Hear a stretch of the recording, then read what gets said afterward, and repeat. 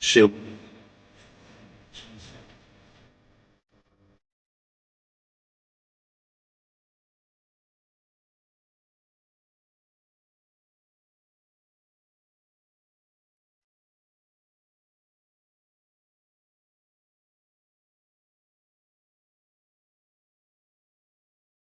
You gonna?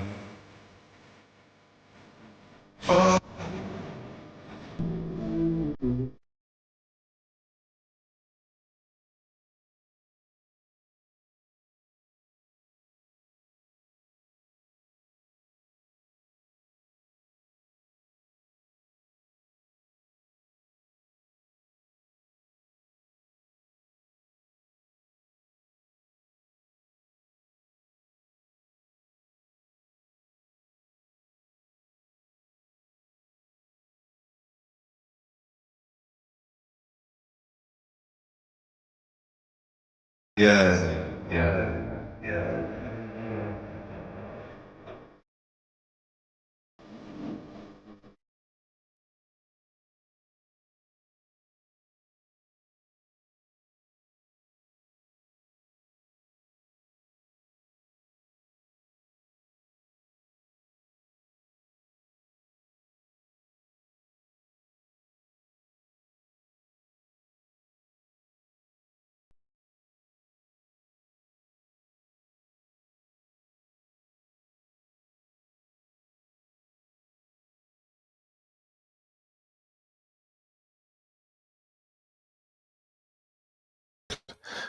Yo, yo, yo. Hey.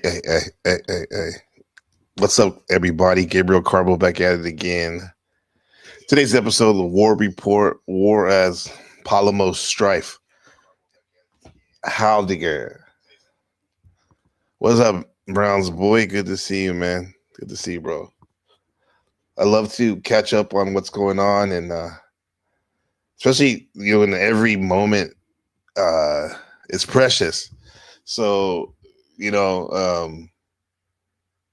I think my love of reading and researching things that can help me uh, live a better life and whatnot, and just be a better contributor to what's really going on, has been replaced with streaming. So what I'm going to do, I'm going to combine the both.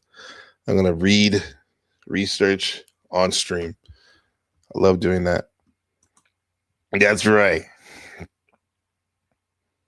Carbotronics.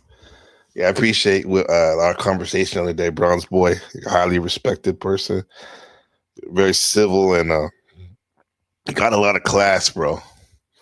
I think people read you the wrong way because you're hitting points. We all have a part to play in showing what's really going on, and you definitely exposed the womb that a lot of folks, including myself, feel so comfortable in. Yeah, I want to expose, their relations, or at least take a look at that relationship with wanting to go back to the womb, aka collective, versus sharing your individual light to people, to folks and whatnot. And today we're going to do it through this war report. What's really going on? This. What up, Steel Man? Good to see you, man. Yeah, everybody. Shout out Buddha in the building.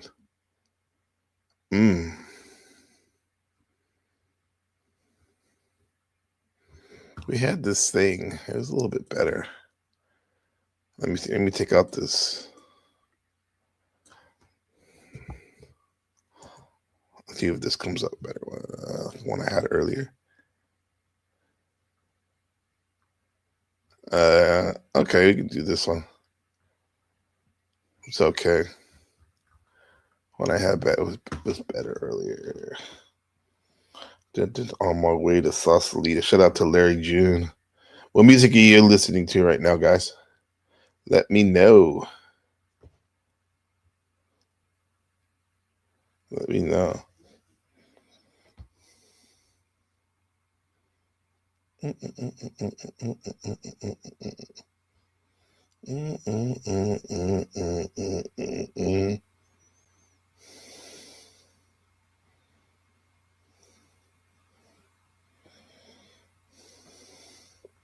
Living like is the day we play.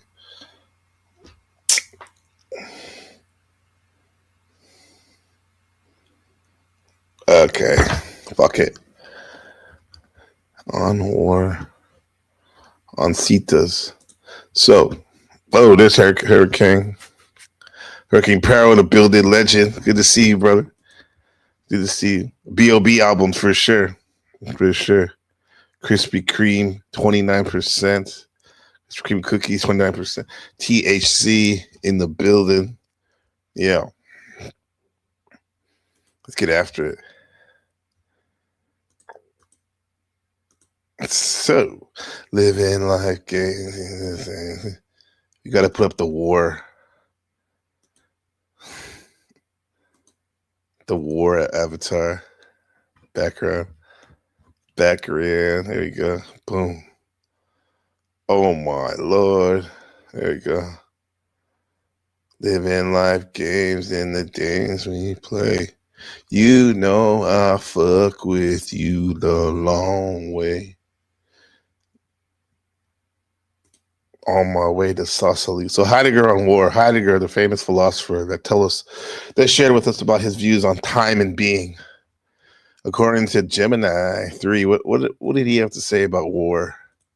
Martin Heidegger's perspective on war shifted from seeing it as a transformative existential experience to viewing it as a symptom of a modern technology's inframing of reality. Key physiological concepts on war. Polemos, which is conflict.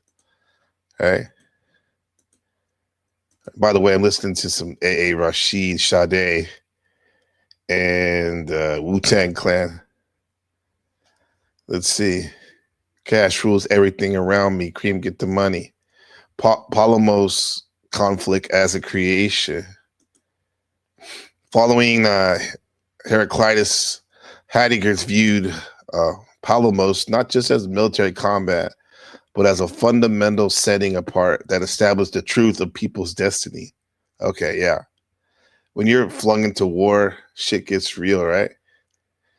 Yeah. The frontline experience. Though he served primarily in a meteorological unit and saw little combat, Heidegger was fascinated by the comradeship of the front, being on the front lines. He believed he shared confrontations with death. These shared conversations with death created an authentic community for sure, superior to that of the shallow society of liberal democracy.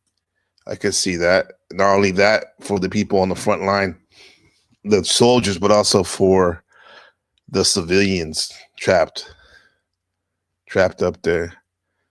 Existential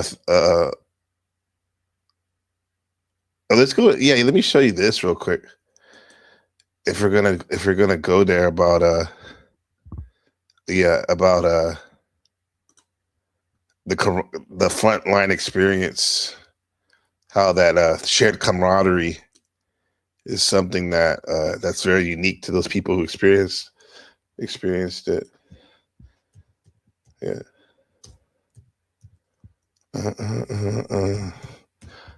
Gotta want it. Stay fun. Messages.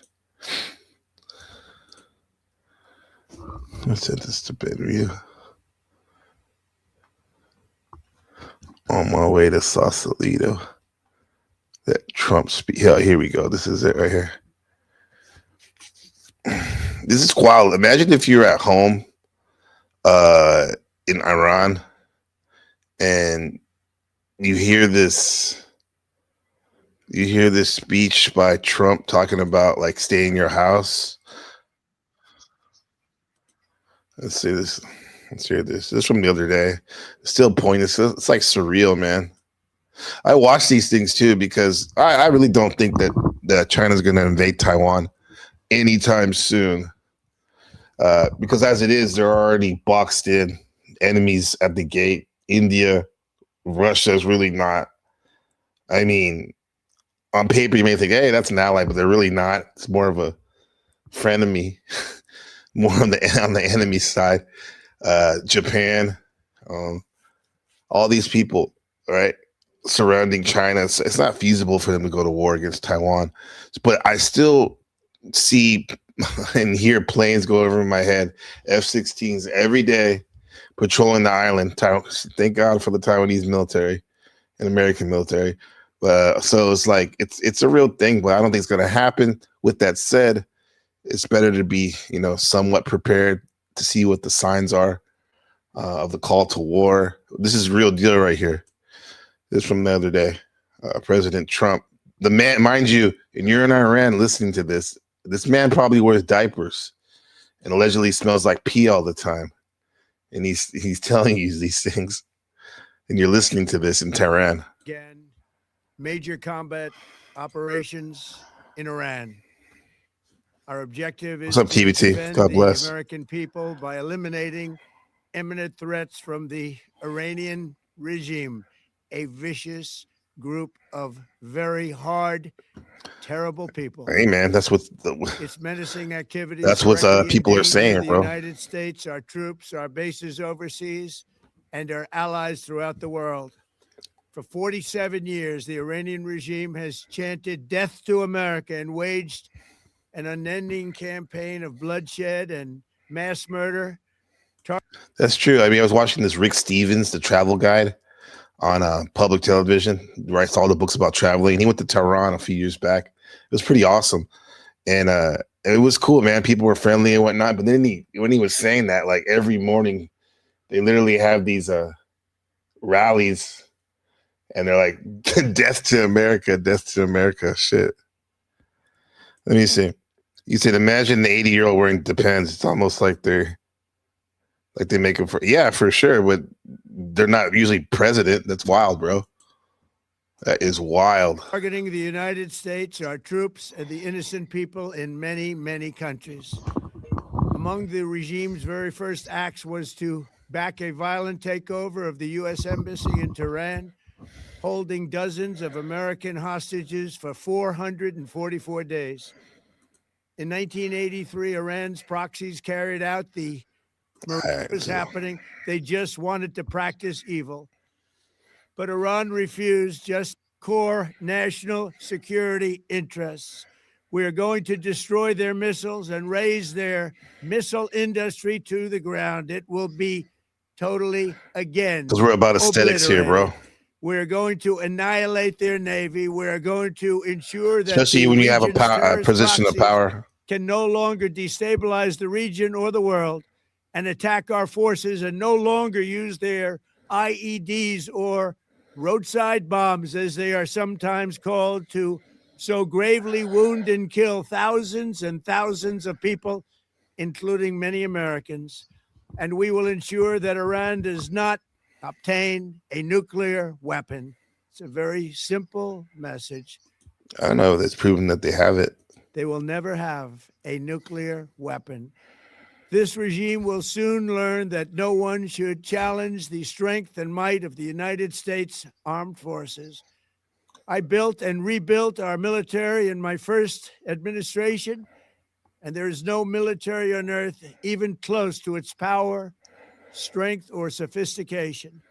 That's facts. U.S. can, they can take out anybody they want anytime they want.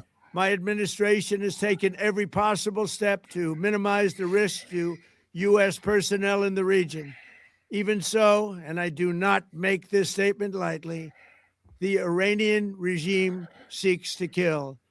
The lives of courageous American heroes may be lost, and we may have casualties. Already have casualties, U.S. Definitely have Iranian casualties. That often happens in war. But we're doing this not for now. We're doing this for the future, and it is a noble mission. We pray for every service member as they selflessly risk their lives to ensure that Americans and our children will never be threatened by a nuclear-armed Iran. We ask God to protect all of our heroes in harm's way, and we trust that with his help, the men and women of the armed forces will prevail. We have the greatest in the world, and they will prevail. To the members of the Islamic Revolutionary Guard, the armed forces, and all of the police, I say tonight that you must lay down your weapons and have complete immunity, or in the alternative, face certain death. So lay down your arms. You will be treated fairly with total immunity, or you will face certain death. Finally, to the great, proud people of Iran, I say tonight that the hour of your freedom is at hand. Stay sheltered. Don't leave your home. It's very dangerous outside. Bombs will be dropping everywhere. When we are finished, take over your government. It will be yours to take. This will be probably your only chance for generations. For many years, you have asked for America's help, but you never got it. No president was willing to do what I am willing to do tonight. Now you have a president who is giving you what you want. So let's see how you respond. America is backing you with overwhelming strength and devastating force. Now is the time to seize control of your destiny and to unleash the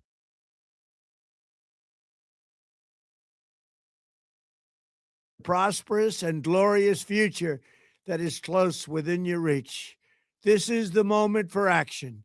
Do not let it pass. May God bless the brave men and women of America's armed forces. May God bless the United States of America. May God bless you all.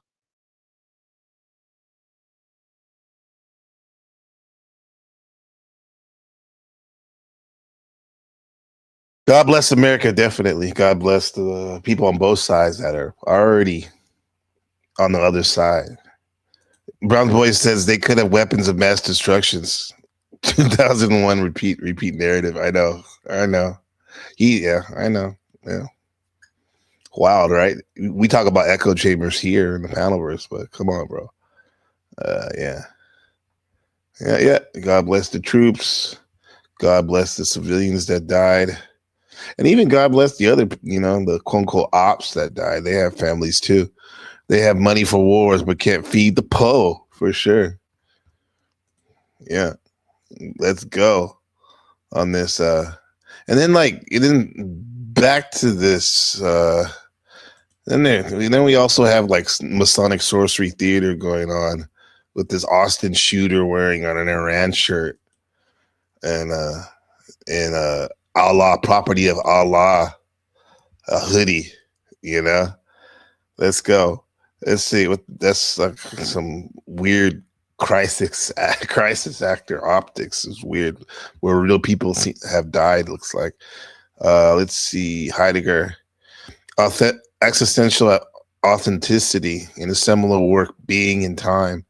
Warlike themes of resoluteness and being towards death are central. Critics argue that the book functions as a funeral ortation of World War I dead, urging survivors to validate those sacrifices through historical action. Okay, sacrifice, huh? Definitely seemed like there was a sacrifice when they when that girls' hospital was bombed and so many people were killed. That was wild too, because a couple of days before the Iranians, they burned that Baal statue, that child sacrifice statue. World war as technology. And his later thought, specifically in the questions concerning technology, Heidegger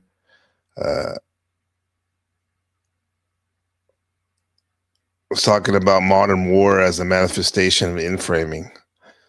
He saw World War II not as a struggle of ideology, but as a technological process where humans and nature are treated as mere standing reserves for total mobilization. And two, because of the wars going on, there's probably going to be advances in technology that we've never seen before that are being like put out on the battlefield and tested and whatnot and refined. Let's go to this this weird situation, tragic situation where this so-called shooter killed all these people wearing, like, of all things, Allah t-shirt, whatever. Fucking weird. Terror attack in Austin. A gunman killed 2 people, and then our top story, the FBI is investigating a possible terror attack in Austin. A gunman killed 2 people, and then police shot and killed the suspect. Later, officials searched his home, finding an Iranian flag and pictures of Iranian leaders. Online records show the suspect once lived in San Antonio. Jason Allen is in Austin with the latest. Where is it? Video shows people taking cover inside a bar as a gunman fired shots toward them from the window of an SUV. Then, police said he parked and got out with a rifle and started firing again. Within less than a minute, 3 police officers patrolling the busy entertainment district shot and killed the gunman. Paramedics immediately started trying to save the lives of the 19 people shot. 2 of them died. 3 more were in critical condition. Sources identified the shooter to CBS News as Ndiaga Diagne, a naturalized U.S. citizen originally from Senegal. There were indicators that on the subject and in his vehicle that indicate potential nexus to terrorism. The gunman was wearing a sweatshirt that said "Property of Allah" and had a Quran in his vehicle. Investigators searching his home north of Austin found an Iranian flag and pictures of Iranian leaders, according to officials close to the investigation. This is what keeps the intelligence community up at night. Not people directly associated with terrorist groups, but people who become inspired because of. Wait, you gotta see what he was wearing. This shit can't make this shit up.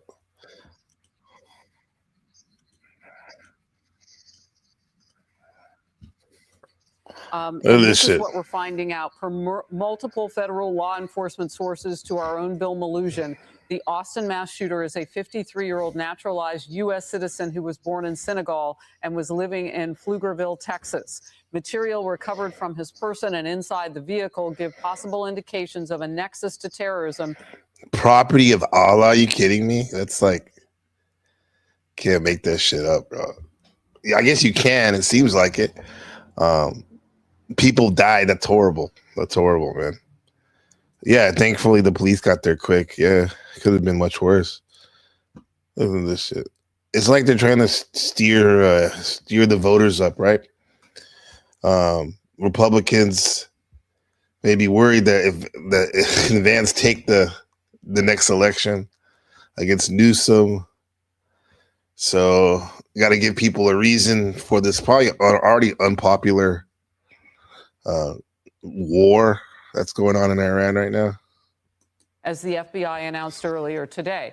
And remember what we said he had in his possession and was also wearing. The shooter was wearing clothing that said Allah on it. His sweater said "Property of Allah." And there's also known to be an undershirt with an Iranian flag and other materials inside. And remember what Representative Michael McCall of Texas just told me last hour. He said Harris, in my own backyard, just last night, we had an event that possibly could have been terror inspired right here in Austin, Texas. This is what he was talking about. Brett, I was reminding Americans this is not a new place for us to be in terms of keeping our heads on a swivel.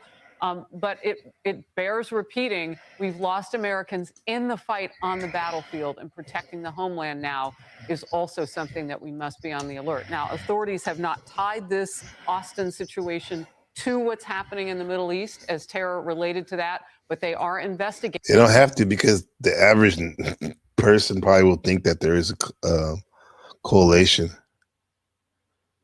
Yeah, the Shiites are wild, bro, over there, man. You're right. Yeah. NPC, he said, this is more propaganda. They're wild up the right, and then independence for the midterms so they can support the Iranian war. Yeah, I see that. I was thinking about that, man, for sure. Right? Because it's already going to be unpopular. Americans are already coming back in caskets. Not good. Not good at all. It just moments ago, confirming as a possible terror attack. Your reaction? Well, we have to remain vigilant. I mean, Khamenei, he was a religious figure. We don't know if this attack was associated, but it very well may be. But the fact is, this isn't a representation of how most people from that region feel. The Iranian people, they fear their own rulers more than our own military. They hate, their own oppressive rulers than anyone else. And we may see more attacks like this. We have to be vigilant. There are proxy groups everywhere that are looking for ways to harm Americans and hurt Americans. And but the fact of the matter is, overall, there are images right now showing most Iranians and most Shias celebrating today, not because of war, but because they hate their own rulers more than anyone else. That's a sign that we're striking, not just at their military, we're striking at the legitimacy of a brutal regime. The Iranian people want better relationships with the West. They have the potential to be our biggest ally. I think they do, right?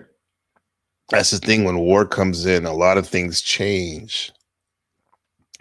Hug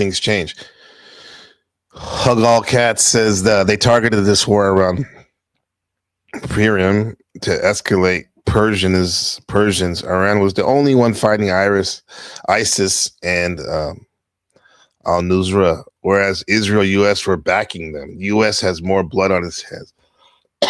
Thank you for that point. That's sad. That's actually the case. It looks like that, though. I see where you're coming from. Let me see. Nah, that's not the one. You're not the one, Fox News. So important. What's up with Twitter? What's trending? So this post has been it's from the July 20, June 14th. But yeah, I seen this. Wild. It said from June 14th, 2005. The country of Iran posting this. Coming soon, like it's a movie from last summer. These missiles hitting Israel. Wow. Wow. Sounds like conspiracies. Conspiracies are everywhere. People getting together and conspiring about things, right? Look at this. This is pretty interesting. Historical vids. Women. So Iran wasn't always so fundamentalist. Looks like women. What do you think about this, Buddha? Women cutting their birthday cake in Iran, 1973, 5 years before the Islamic Revolution. Look at this TBT. Wow. Wearing a mini skirt and everything. She's wearing her long hair. 1975, 1973. Okay, before the Iranian Islamic Revolution. That's wild. Who's deleting your comments? I don't see. They don't want you to talk about the conspiracy. Look at this. Iran realizing the whole world has no problem with them bombing Israel. You think that's true?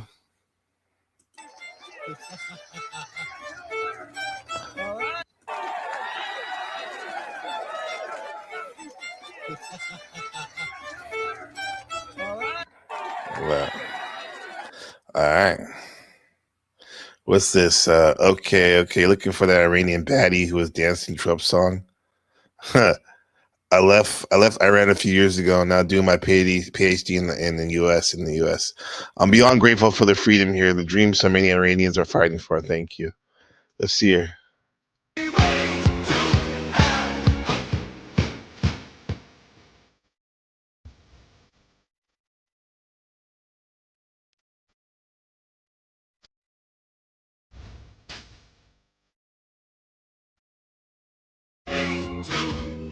I guess we can we can support her immigration for sure. Yeah, that's from Iran, right? Some stunning architecture. They have some cool mosques out there. Very psychedelic. What's this? Israel. Is in Israel? Iran attacks on Israel. Ooh. Oh, that's scary, bro. See, that's what I don't want to see anywhere. Here or anywhere. This is wild.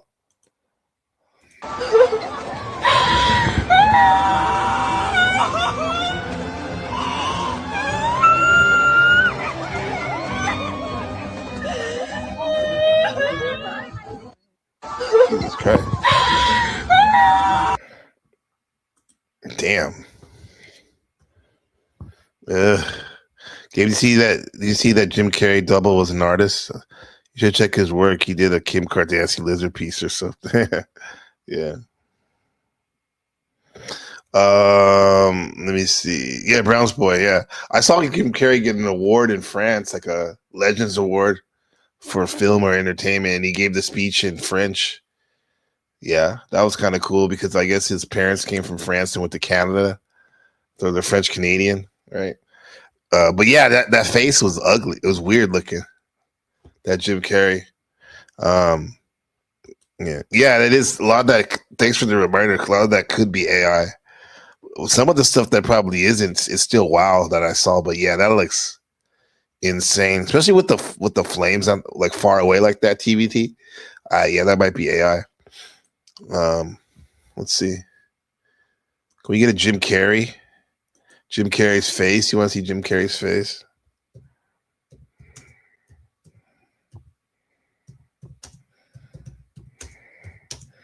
Jim Carrey lookalike.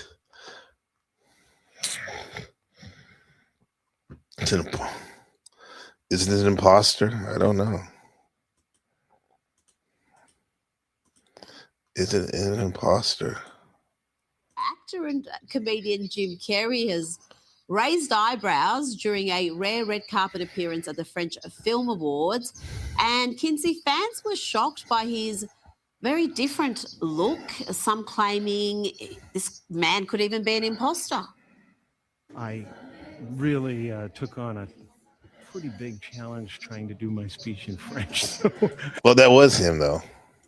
You know, I wrote it and I researched it and I practiced it like crazy. But, you know, it's then I watched everybody like talking 1,000 miles an hour up there receiving their awards. And I was like, I'm dead. Kinsey? It looked like him. I saw that speech. Yeah, I think it was him. He definitely has some weird work done on his face. As it is, he's a very strange man. He can be very profound.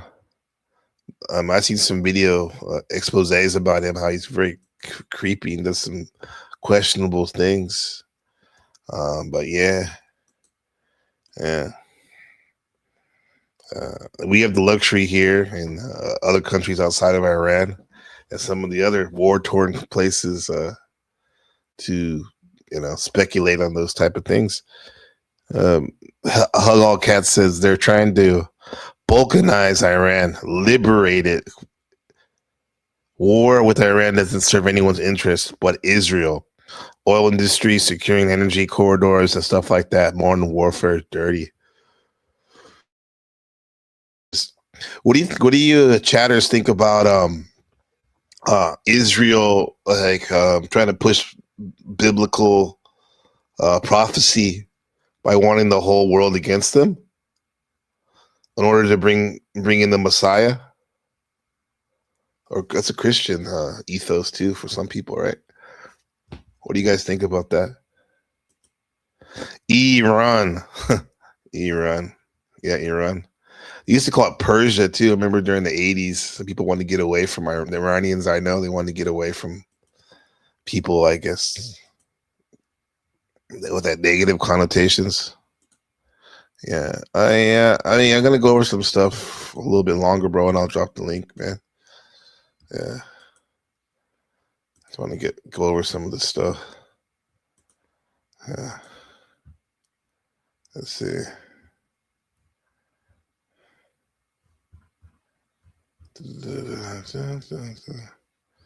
What is it? Oh shit, Andrew Wilson.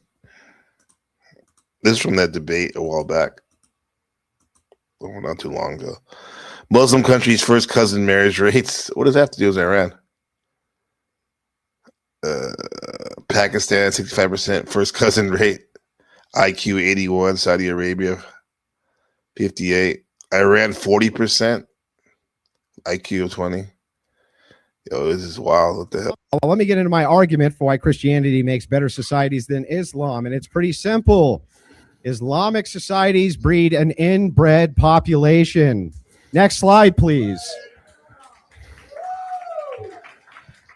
Muslim inbreeding has been occurring at a high rate for about 1,400 years since the early Islamic period, encompassing most of the land still occupied by Islam today. It spread from the 8th to the 15th century, moved into Persia, North Africa, South Asia, where it remains and has created some of the dumbest... Muslim inbreeding. That's funny how that came up with Iran. Okay, what's the latest trending on that? The latest and greatest.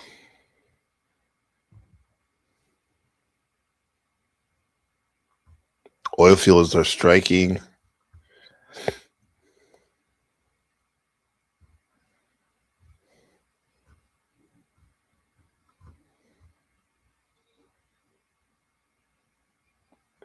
Prices are up. What's this? Iran strike reported 20 seconds ago. Huge explosion heard in Saudi Arabia or Riyadh. Let's see. What the fuck? Like, what the What's going on? Saudi Arabia. What even is that though? Look.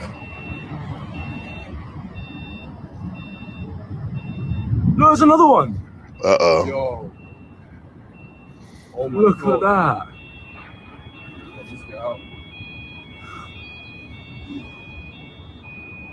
Look at that. What is that?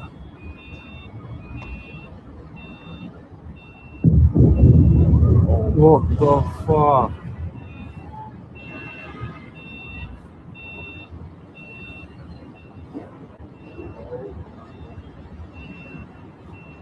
Look. Oh, look at that up there. Look up there.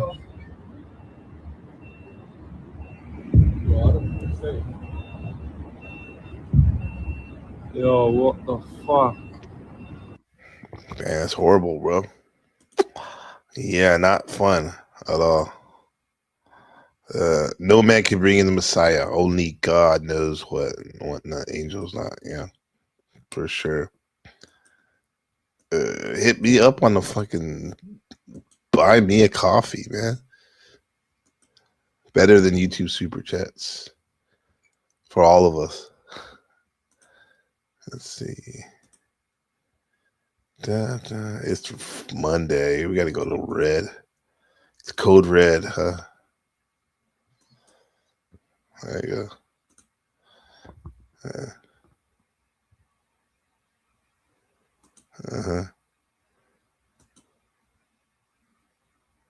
They rely on sampling bias, like going to poor rural areas to push specific narrative, generate war support. This IQ stuff is based on deliberate sampling. Yeah, right. The whole bell curve stuff. Yeah. Yeah. Hey, Hellcat. Hellcat. I'll call you Hellcat now today. Hugs, all cat. Yeah, I love your comments. Let's go. Shadow Buddha says, doesn't Christianity cause inbreeding in Europe up until the late 1800s? Yeah, keep it 100. Yeah, right. Keeping the blue bloods, right? Royalty. What is that? Also, Deliverance in Virginia. I don't even know if those people were Christians, or they probably were on paper Christians, but I don't know if they practice Christianity. Brown's boy, Otto Aristocracy, talking about blue bloods for sure. Yeah, let's keep it 100, huh? Let's keep it 100.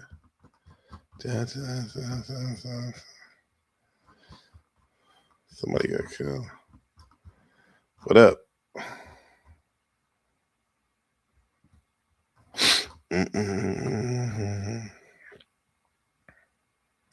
Mark Rubio, what does he have to say?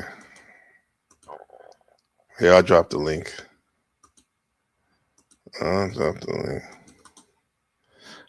saw the sign. Open up my eyes. I saw the sign.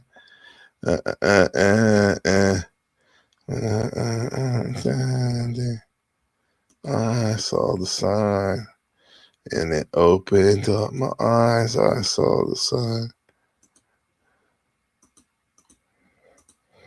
Mark Rubio. So two things, and two things can be true. Number one is our mission and our focus is the destruction of their ballistic missile capabilities and their ability to manufacture them, as well as the threat posed by the Navy to global shipping. That's the objective. That said, we would not mind, we would not be heartbroken, and we hope that the Iranian people can overthrow this government and establish a new future for that country. We would love for that to be possible. But the objective of this mission is the destruction of their ballistic missile capabilities and of their naval capabilities. The other. So are you saying, based on that, are you saying that there is no responsibility, no plan for the U.S. to at least play a role in whatever government comes next? We might. We'll see how circumstances play out. But I'm telling you what the objectives of this operation are. The objectives of this operation are to destroy their ballistic missile capability and make sure they can't rebuild it, and make sure that they can't hide behind that to have a nuclear program. That's the objective of the mission. That said, abundantly clear, we would love for there to be an Iran that's not governed by radical Shia clerics. As I've said myself repeatedly for years, the leadership of that country does not reflect the people of Iran, and I think that's been pretty apparent in the protests that you've seen. If there's something we can do to help them down the road, we'd obviously be open to it, but that's there has been a lot of protests. Not the objective. The objective of this mission is the destruction of their ballistic missile capability. Destruction of their ballistic missiles, like long-range missiles. That's the objective. Not necessarily help the people. I guess that's a side product. But yeah, U.S. first, right? That's what they say, right? Let's see. Oh yeah, back to this. Heidegger in war.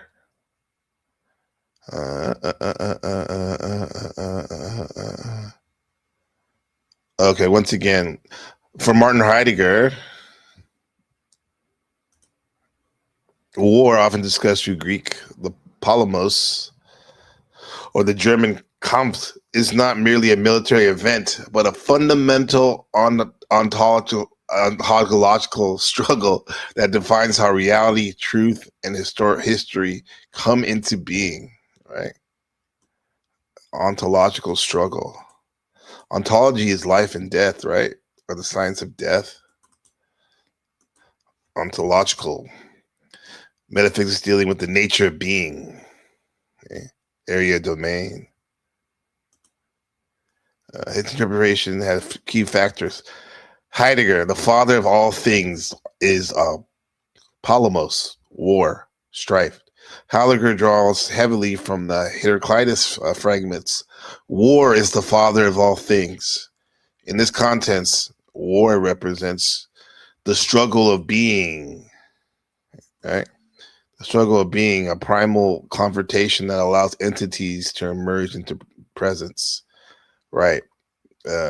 Shit's coming to life to bring death. World disclosure, the event of happening that breaks open a new historical age. are epochs, shadowing old dead concepts to make room for the new ways, understanding existence. Yeah. Yeah. Shattering the old dead concepts of the Epstein files and how certain individuals that have a lot of power may use this to hide those things, right, from the public. Right. Here we got, let me see, we got my friend. What up, Browns boy? How's it going, man? It's going good. Hello? Good to see you, brother. Yeah. What's your thoughts you on too, this? man. What's your thoughts on this, broski? On this? You think this is a distraction, or the U.S. really does care about getting rid of these ballistic missiles, like Senator Rubio was saying? It's hard to say. Yeah. You know, like they're working, like they have like 5, 10, 20-year plans. And so it's not what they're just saying or doing now that is part of, like, it's not part of the whole plan. I mean, it is part of the whole plan, but it's not like, so it's a long-term plan that they could get bite-sized reactions out of. Yeah, I don't like you know, I don't like war and shit like that. So it is. Yeah, you, me both, man. A commonality, right? That it is a year of the fire horse. Fire horse represents a lot of acceleration. Think about a horse, the characteristics, just galloping along at full speed, bro. And then you know, anytime you deal with the Middle East and stuff, in America, you start thinking about Christian epochs like end times, 4 horsemen stuff that's embedded in some of our consciousness. So all this shit's playing out, or at least the theater of it. And in theater, this is like a real theater where people actually pass away, though, you know? So it's, it's wild. Yeah. We got what's up, Avian Buddha? How's it going, dude? I'm fine. Yeah, I'm Hug All Cats. Also, that's who I am. Oh, that's you? Yeah. Oh, okay, great. Thank you for those comments. So what do you think's going on? Is this some theater going on? I mean, first of all, I hope everyone's family is okay with people who have, you know, all that. What do you think about this war, this conflict, Avian Buddha? First, I want to talk about some facts that people tend to forget about, you know, and then we can like try to determine what it's about, because it's harder to figure out what's the war about, but we need to look at the facts. You know, first let me start off with some facts. Iran was the only one that was fighting against ISIS and al-Nusra. America and Israel were not fighting against ISIS. ISIS, when they accidentally attacked Israel, they apologized to Israel. Iran was the only one, you know, ISIS genocided the Yazidis, the Mandians, and Iran was fighting against them. You know, and I want to say something. Soleimani was not that bad of a guy because he was fighting against ISIS. You know what I mean? And he didn't like what they were doing and stuff. Like they were like killing the Yazidis, the Mandians, the Alawites, stuff like that. You know, I'm saying Iran is the lesser evil because Iran has been trying to stabilize the region because of Wahhabism and Salafism. You know, and those are, you know, when you say Wahhabism, you're talking about Saudi Arabian influences, right? Yeah, exactly. Saudi Arabia finances madrasa schools in Europe and the West, and they radicalize Muslims to attack innocent civilians. You know, that's Sunni radicalism. And Iran has not promoted attacking innocent civilians and stuff like that. Iran only wanted to stabilize the region. That's what it seems like to me. And yeah. Well, if that's the case, then the U.S. and their allies are destabilizing it in a sense. I mean, either way, right? No matter, regardless of what the motivations are, there's a destabilization going on big time in the Middle East as we speak right now. It appears to me because because of ISIS was a very big deal. You know, what I mean, it was like killing and Yeah. destroying monuments of pre-Islamic civilizations. You know, what I mean, it was Buddhism's the Buddhist stuff too, right? yeah, that I think Taliban blew up a Buddhist statue in Afghanistan and stuff. So there you go. Yeah. Yeah. Did you hear what Brown's boy said earlier about what you said about the repeating the narrative, right? About what President Trump said, Brown's boy, about the weapons of mass destructions, basically, right? Bringing that out again. It's been going on longer than what Brown's boy said. It's been going on since early 90s because Bibi or Netanyahu has been complaining Iran is just a few months away from nuclear weapons since the early 90s. Doesn't seem like they are. It don't seem like they are. Yeah. Yeah, they're ballistic missiles. That's what Mark Rubio was saying. The reason why the priority of this mission, this Fury mission. Yeah.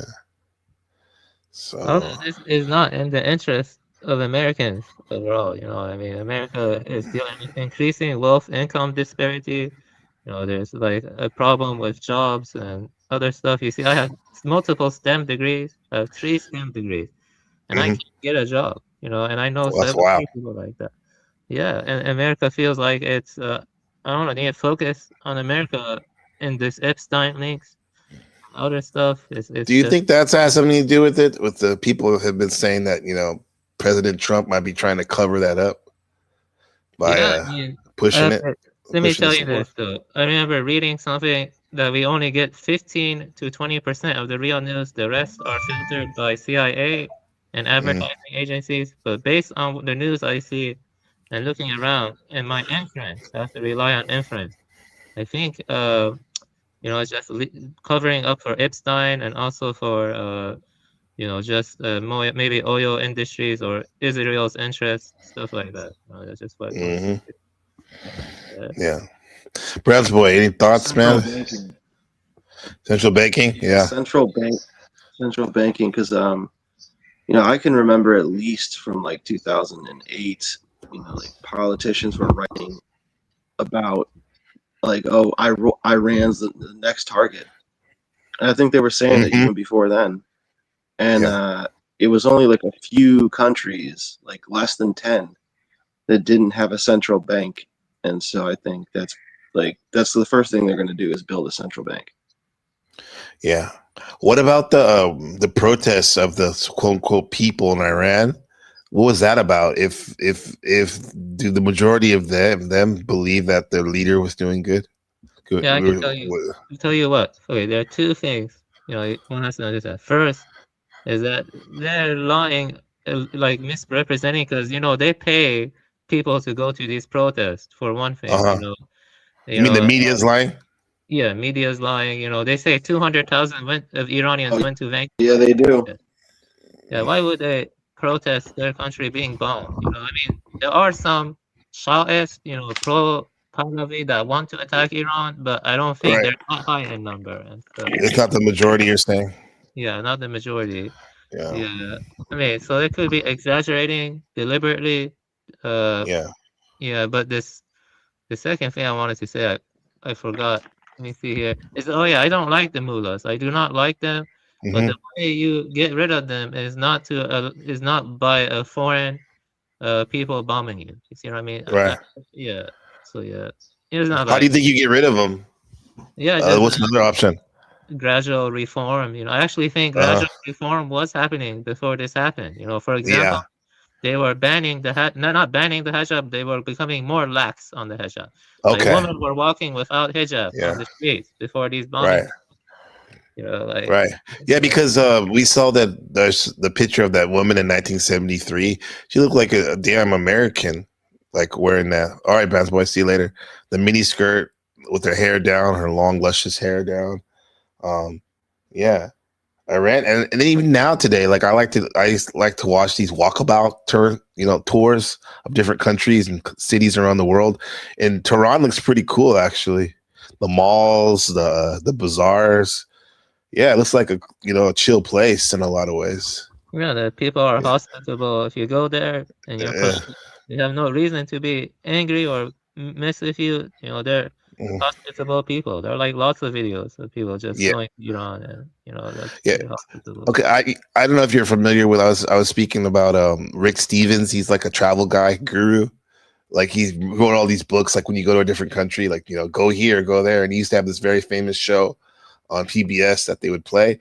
And was it 2008 or something, or 2004? He went to Tehran and Iran in general, and then like he was saying like what we're saying, like it's a cool place and all that.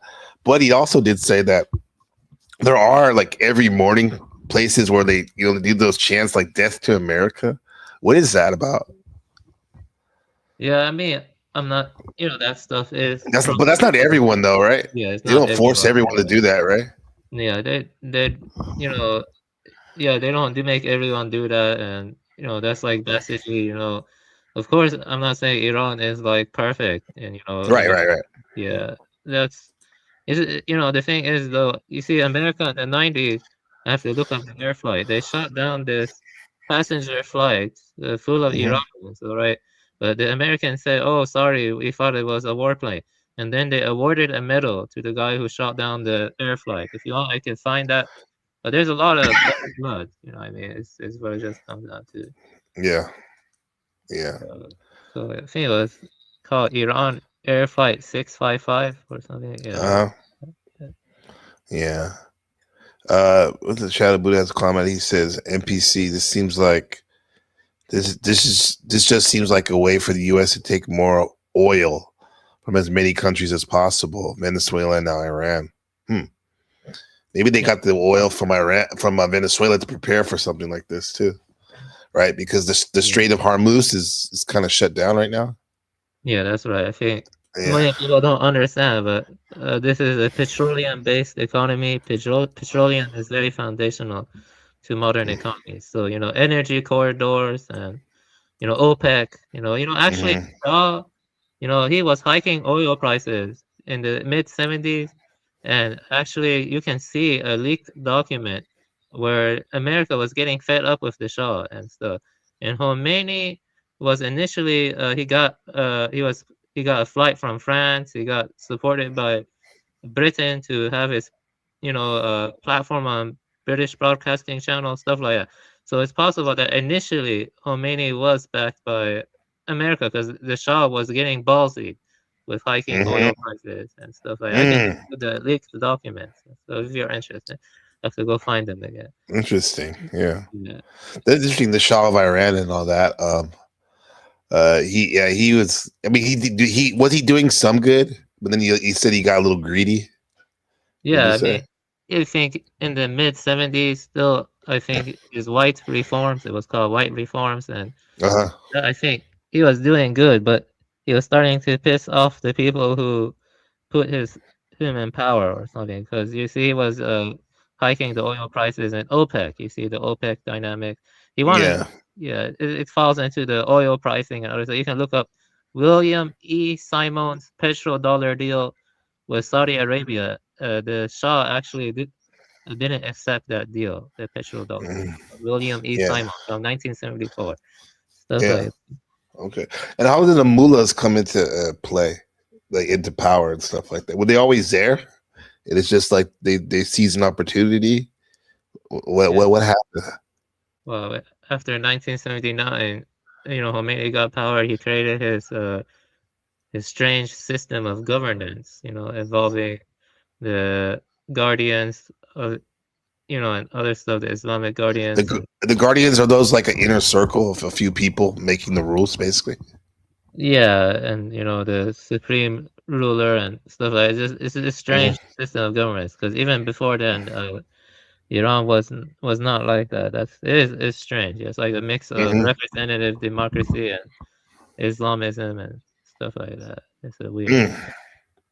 It is weird. The one thing about Iran, many people don't realize, is Iran does have a large Christian minority, Armenians. Like there are a lot of Armenian churches there. It's not like Christians are being oppressed or whatever as much, because like Iran actually helped protect Armenia from the Turks on multiple occasions. Really? Okay. Yeah. During times like this, Avian, would you say the Christians are under stress, or some violent people might try to harm them under the guise of, there's your American sympathizers or something like that. Yeah, I don't know. I'm gonna be honest. I don't, I don't actually think Islam, Christianity, or Judaism, they don't really resonate with me. Like I'm reading the Pentateuch right now, and it just doesn't like. I just don't like it personally. So, yeah. Okay, in Central Asia, there was a lot of Buddhism. From like the Kushan Empire and the Kushan Empire and the Gandhira. I like that more. I would have preferred that to spread rather than Abrahamic tradition, personally. Personally, at Yeah. least. Yeah. Would you say because it puts it more on the individual, in terms of like because it seems like those Judeo-Christian Islamic religions, it's like there's not. I keep going back to the womb. It's like kind of like going on autopilot and not being thoughtful as some of these other, like Buddhism, where it's like, about your right thought and whatnot a lot of the times. So I don't know, what is it about Buddhism compared to Islam, for example, or Christianity that attracts you? Yeah, I was a Soto Zen Buddhist. That's a different school. And in Soto Zen, we prioritize sitting in Zazen or Shikantaza, which translates into just sitting. And when you just sit, you sit without any expectation or trying to achieve a special state.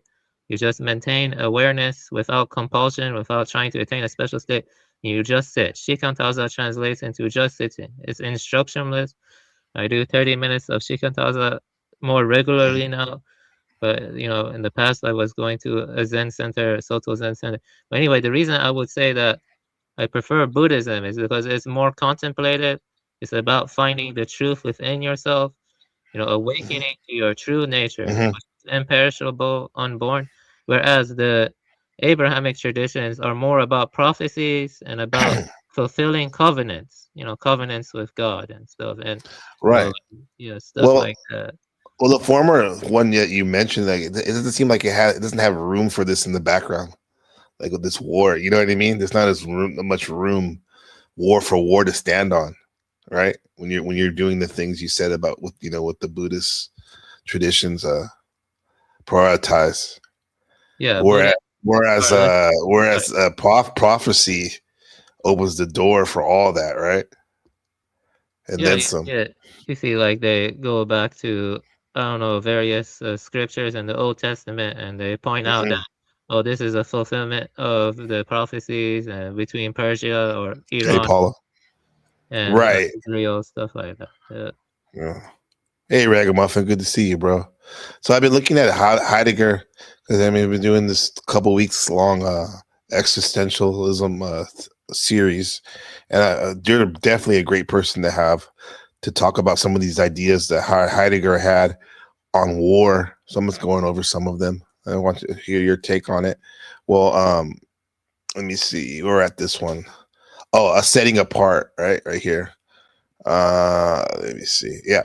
The process of setting apart confrontation is where people or culture defines its own distinct destiny by distinguishing itself from others. Yeah, that's definitely going on, huh? Like Armenian bad, American good, right? But it's more complex than that, right? Obviously, but the masses don't see it like that, huh? Or do they? Do you think that actually there are some people who are actually woke in a good way that see the games being played? Or do you think they're fixated on this setting apart? Yeah, that seems definitely true. Yeah. I actually only studied Heidegger's ideas of inframing. Oh yeah, we talked about that. Yeah, yes. Tell us about that. Inframing. What do you think about that? And I think very good, because you basically, inframing is about how people view everything in terms of standing reserves, exploitable resources, And war in this modern day is about stuff mainly like securing trade routes, energy corridors, stuff like that. Yeah. Unslaved Truth Tarek says Islam, Christianity, Jews, Buddhism, and other are all in the business to manipulate for their own agenda. The optics are high. Some people do use those things for manipulation, but that's not the purpose that some of us use it for. But definitely, the social engineers use it for that, manipulate people for that with those things. Browns Boy says, if you could persuade mass identity crisis through media or orgs, that would make it a currency to exploit for technology business. Propagandizers looking to capitalize and probably react situation. Yeah, definitely. I was speaking on Avian about like we're gonna see a lot of technology being rolled out right now, right? That now they have a chance to engineers and the or whatnot have a chance to put their technology to the test, right, in real time. Because a lot of the advances we have nowadays come through military motivations. Would you say? I would say that was always the case. Like the internet Right. with ARPANET, even interstate highways were initially made for war, but then they were repurposed for civilian use. Interstate highways. What do you say?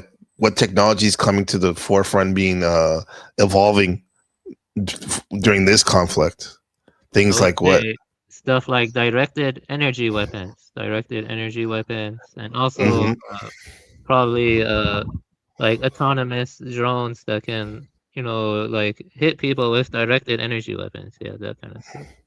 What is the directed energy weapons? I've heard that before. I think I know what you're talking about. For some people who never heard of that, what is that? Yeah, basically it's basically it's a ranged weapon that can just target you with highly focused energy without a solid projectile. It could be like lasers, microwaves, particle beams, or even sound beams. And all that stuff is real, and so like they admit to it now. In the past, it was considered conspiracy, but now they admit it's real. Directed energy. Wow, that's wild. Okay. So in framing, we were talking about, let's see this. What else we got right here? The struggle of being, Heidegger, a primal conversation that allows entities to emerge into presence. Can you explain that in layman's terms? A primal conversation. Well, war is primal, right? One of the most primal things you can do, right? That allows entity to emerge into presence. Yeah, I actually, I have to go look again. But yeah, Heidegger can be pretty hard to understand. Definitely, very hard to understand. Okay, let's say the existential authenticity. On an individual level, the war within reflects the struggle for authenticity. The war within. Yeah, there is a war within. Like you think about Jack Telcott talking about stopping all wars, and I'm like, I'm not the only one, but I think about, like, okay, what about the war in yourself, right? Right. Yeah, that's a good point. Ernest Younger, he was also very popular. Ernest Younger, he has a book called Metaphysics of War, and I was planning to read that too. Like, that seems like an interesting book. That sounds great. Yeah, Metaphysics it's of a short War. book too. Short book. What are you familiar with any of his other theories? This Ernest guy. Ernest Younger, well, he fought in the First World War One. He viewed war as a way of testing a man and his mental pain tolerance. He focused a lot on pain tolerance and how it puts a man through a test that is also inner and outer, but mainly inner. And so, he saw the war as starting within yourself. Sun Tzu says many similar things to it. Right. What's his name? Victor, the guy that wrote about, I'm reading that book right now by Victor, Man's Search for Meaning by Viktor Frankl, where he was talking about his time in the concentration camps and just describing the different dynamics of people and how they changed from not only the prisoners but the guards, but also the trustees, the prisoners who were guards as well. That had power too. So I think that man's his work. I already am on chapter 3, I think, right now. Man's Search for Meaning. It's a pretty good book, and it's dealing with war, obviously, but more so from the civilian point of view under extreme circumstances. Yeah. Yeah, Do you think? there are a lot of good books out there to read? Definitely. I have a lot on my backlog too. Definitely. That sounds fascinating. Yeah, your Google critiques, they're pretty dope, bro. I have it on my list for sure. This is what one should do, I think. I mean, everyone does what they do, has their own mission or whatever, but I think everyone could benefit from reading and not just slop, right? All the time. Yeah, of course. Yeah. So, okay, Heidegger, existential authenticity, being towards death. Confronting morality is seen as an inner battle that pulls the individual away from the mindless conformity of the crowd, das Man, and towards a responsible, self-chosen life. Yeah, I mean, what do you think about that? The crowd pulls people into doing things they normally wouldn't do. Isn't that like the Stanford prison experiment, right? That kind of stuff. Like people start, acting like the role that is imposed on them upon them. Yes, right. And they didn't even realize what the things they were doing in that experiment. Yeah. Shout out Wiccan, good to see you. Thank you. Yeah, welcome. Yeah, like and share, subscribe, donate. That's all good. Buy me a coffee. Appreciate it. Yeah. So the call of conscious, an internal struggle where the self is held accountable for its own existence. This is it's funny, people like Heidegger and stuff, it does seem different than a lot of the Christian stuff that you would have thought they would have grew up on. Were they tapped into Eastern Taoism and Buddhism too, these guys? Yeah, some of these actually there Germans. was one Japanese guy, he wrote a book, I think it was A Cup of Tea. He claimed that Heidegger plagiarized him. He took his idea and he plagiarized really? it. Yeah, I could find you his name again. I think his name was actually it was not A Cup of Tea. Let me see what it is. Yeah. I mean, that's bad for that guy. But with anything, at least he brought, I guess, to get some good out of it. Heidegger brought those ideas to the West, the Western mind. Normally they wouldn't have seen these things. Yeah. Yeah, I can find you his name again. It was a Japanese guy, and he borrowed from. Let me see here. He wrote a book about the tea ceremony. Japan. The tea ceremony is phenomenologically rich. Okay, and it was by Ukakara Kakozo, the Book of Tea. The Book of Tea. And he claimed that he was friends with Heidegger, and Heidegger took some of his ideas without credit. Yeah, so he talked about how the tea ceremony that we see isn't just just pure aesthetic, but it's meant to bring the mind to higher or deeper states to being or to suchness in the Buddhist sense. It's called suchness. Right. I remember hearing that the Alan Watts talk about the tea ceremony recently, and he was saying that a lot of noblemen used to do that, the tea ceremony, right? And then it was lost. The world happened, acceleration happened, and then it got to a point where it was seen as a luxury to do, and what happened was, it was seen as a luxury to do. You had to have status, but then common people started to do the tea ceremony, right? And it was a thing that people used to do, right? Like you said, to put you in the moment per se, right? Remind you to be present and whatnot. And then nobody really used to do the tea ceremony for a while, Watts was saying. And then it got more it got reintroduced again because people like that were like on vacation or had some status and money would try to do the tea ceremony too, because it was simple. I mean, it was. I mean, they would try to do it the simple way. I forgot they were saying like because it's very the way it used to be done, wasn't it very ritualistic, and that it was very elaborate, and there's many details to it, right, and nuances to it, right? Yes, exactly. Yeah. The book I plan to read it is called The Book of Tea. It was published in 1906. It goes into a lot of that. Yeah, it's and how it like affects the mind and your disposition, and how it's not just just for pure entertainment or pure fancy. It's about something deeper than that, like settling the mind in some deeper calm attunes to some deeper truth and stuff. Right.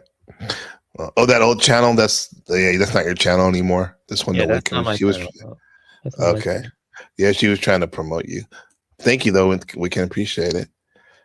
So then we got political and ideological application. During the 1930s, Heidegger tied these philosophical struggles to the National Socialist Nazi movement. Oh wow. Yeah, he's probably lost. He got some shade on his name for that, probably, huh? Internal enemies. He spoke of the inner enemy, often identified with Jewish influence or liberalism, that must be identified and exterminated to protect the spiritual strength of the German people. So he uses those like Zen theories that he took from that guy, the T guy. He put some National Socialism to it, right? That's wild. Total extermination. In his 1934 seminar, he urged the most dangerous enemy is the one that has grafted himself onto the innermost root of people, justifying a keener and harsher struggle reaching towards total extermination. Okay. Rejection of universalism, war. War represented a rejection of humanist universalism and human rights in favor of a radical rootedness, in particular time, place, and people. Yeah, his main book was called like Time and what was it? Time and Being and Time. Yeah. What's the main crux of that? Being and time. Was he saying like humans are intertwined with being and time? It's not like the humans just observing things. We're like entangled in that being in time. Well, right? I haven't read that yet, but I actually did read one thinker that influenced Heidegger a lot. His name was Jacob von Uexküll. I did read him deeply, but I haven't read Heidegger yet. So. But Jacob von Uexküll was also a German philosopher, and he focuses on the concept of Umwelt. And I read one of the books, two of them actually. But yeah, I've studied Jacob von Uexküll more. What's that concept? What does it mean? That concept? Umwelt is the sensory world or the phenomenological world of all sentient beings or animals. So like some animals and birds can see UV light. We cannot see UV light. They have a different sensory world compared to us. And Uexküll dealt with that stuff. He dealt with that kind of stuff. Interesting. You see it because I assume you have cats because you said hug all cats. Yeah, I have cats. Yeah. Yeah. I used to have indoor cats too. But it's interesting how I have dogs now. And it's interesting to watch watching these animals is wild, right? Like they're in our world, but it's like they're of our world, but they're not. They're definitely. I see what you're saying. Jacob is saying too. It's like there's something else going on with them that they're seeing that we can't see, huh? Yeah. For example, when you're looking at your computer screen, it's like flashing in a single second. The refresh rate of your computer screen flashes like 120 times or 60 times. It depends on the hertz. And cats can see that flash better than us because they have better visual acuity and stuff. They can see flash it. So, and that also ties into stuff like frame rate and other stuff. That's a little bit complicated to go into. But the point is that, they claim that we can 60 frames per second is smooth for us. 60 frames per second. Yeah. But for a cat, it's probably they can see more frames than us. You know what I mean? It's like they see, I don't know, for them 200. I forgot the number though, but the point is that they see things very differently from us, and their Yeah. sensory world is very different and stuff. Mhm. Which causes them to what? You think? What's up, Markella? Good to see you. Yeah. Let's see. Okay. War on Kairos, the opportune moment. Heidegger viewed World War I not as a tragedy, but as a spiritual crucible, a situation, or Kairos, that could force a new spirit to emerge and rescue Western culture from the thoughtlessness and rationalism. Why wouldn't he like rationalism? Avian, would you think, Heidegger? Yeah, well, I think, well, I haven't read it that much, but I think for Heidegger, the world or that sign is tied to the community because words are borrowed language. You know, very few people invent their own language. We're all like Right. borrowing words, and so the rationalism would probably create a sense of false individuality. Maybe I don't know. I haven't really read Heidegger that much yet. You know. Yeah. Yeah. Definitely don't want thoughtfulness. We definitely want thoughtfulness. So, yeah, I'll take that. That's the new spirit he was talking about, right? And then he talked a lot about technology in his later years. Yeah. I actually did read his views on technology from the book Metaphysics of Technology by Dr. Scribina. He summarized his views on in-framing and other stuff. So I read him from a secondary source. Okay. And what would, from Sabina's point of view and your interpretation of those views on technology in general, what would these guys say about it? Oh, they would, Heidegger would say that in-framing creates a sense of, mechanistic thinking where we're like, that being, has an element of, I had notes on it, but it has an element of not being imposing, like it's just natural, but in framing makes it imposing, makes it jarring, and it treats the world like standing reserve to be exploited, the resources. So, when you look at a forest that's very beautiful, but like you feel a sense of awe or a sense of connection to it, but someone who has the more bureaucratic or mechanistic mode of thinking, they just view it as expendable resources. You see what I mean? Yeah. So he focuses on that a lot and stuff. Yeah, I had some notes on Heidegger. I could share my presentation and just focus on the areas on Heidegger's view on technology if you're interested.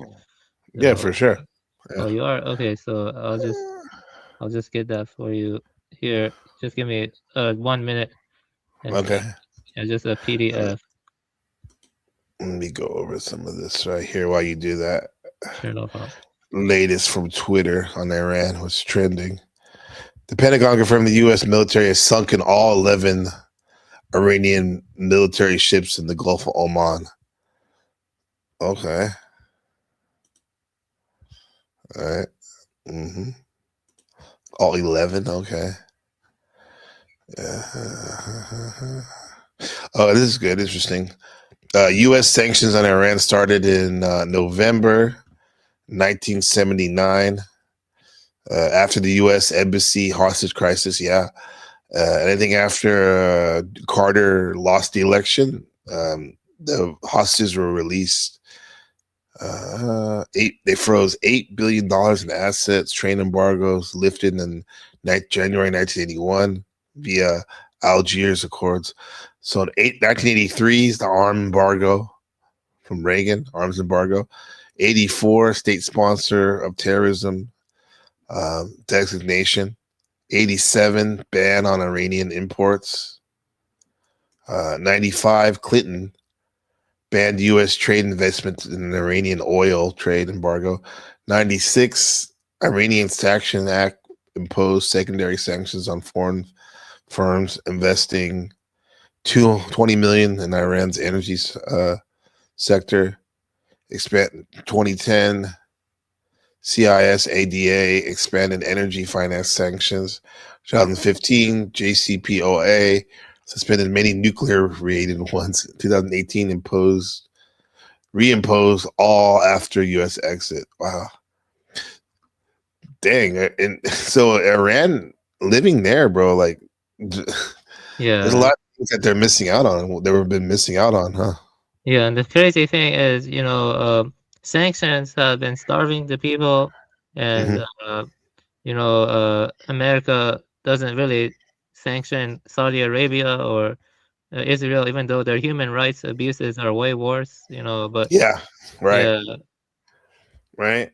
yeah, and the money Obama gave Iran, remember that was Iran's own money they kept as frozen assets due to sanctions. Iran's own money. Oh yeah, yeah. Okay. Let me get your PDF. Yeah.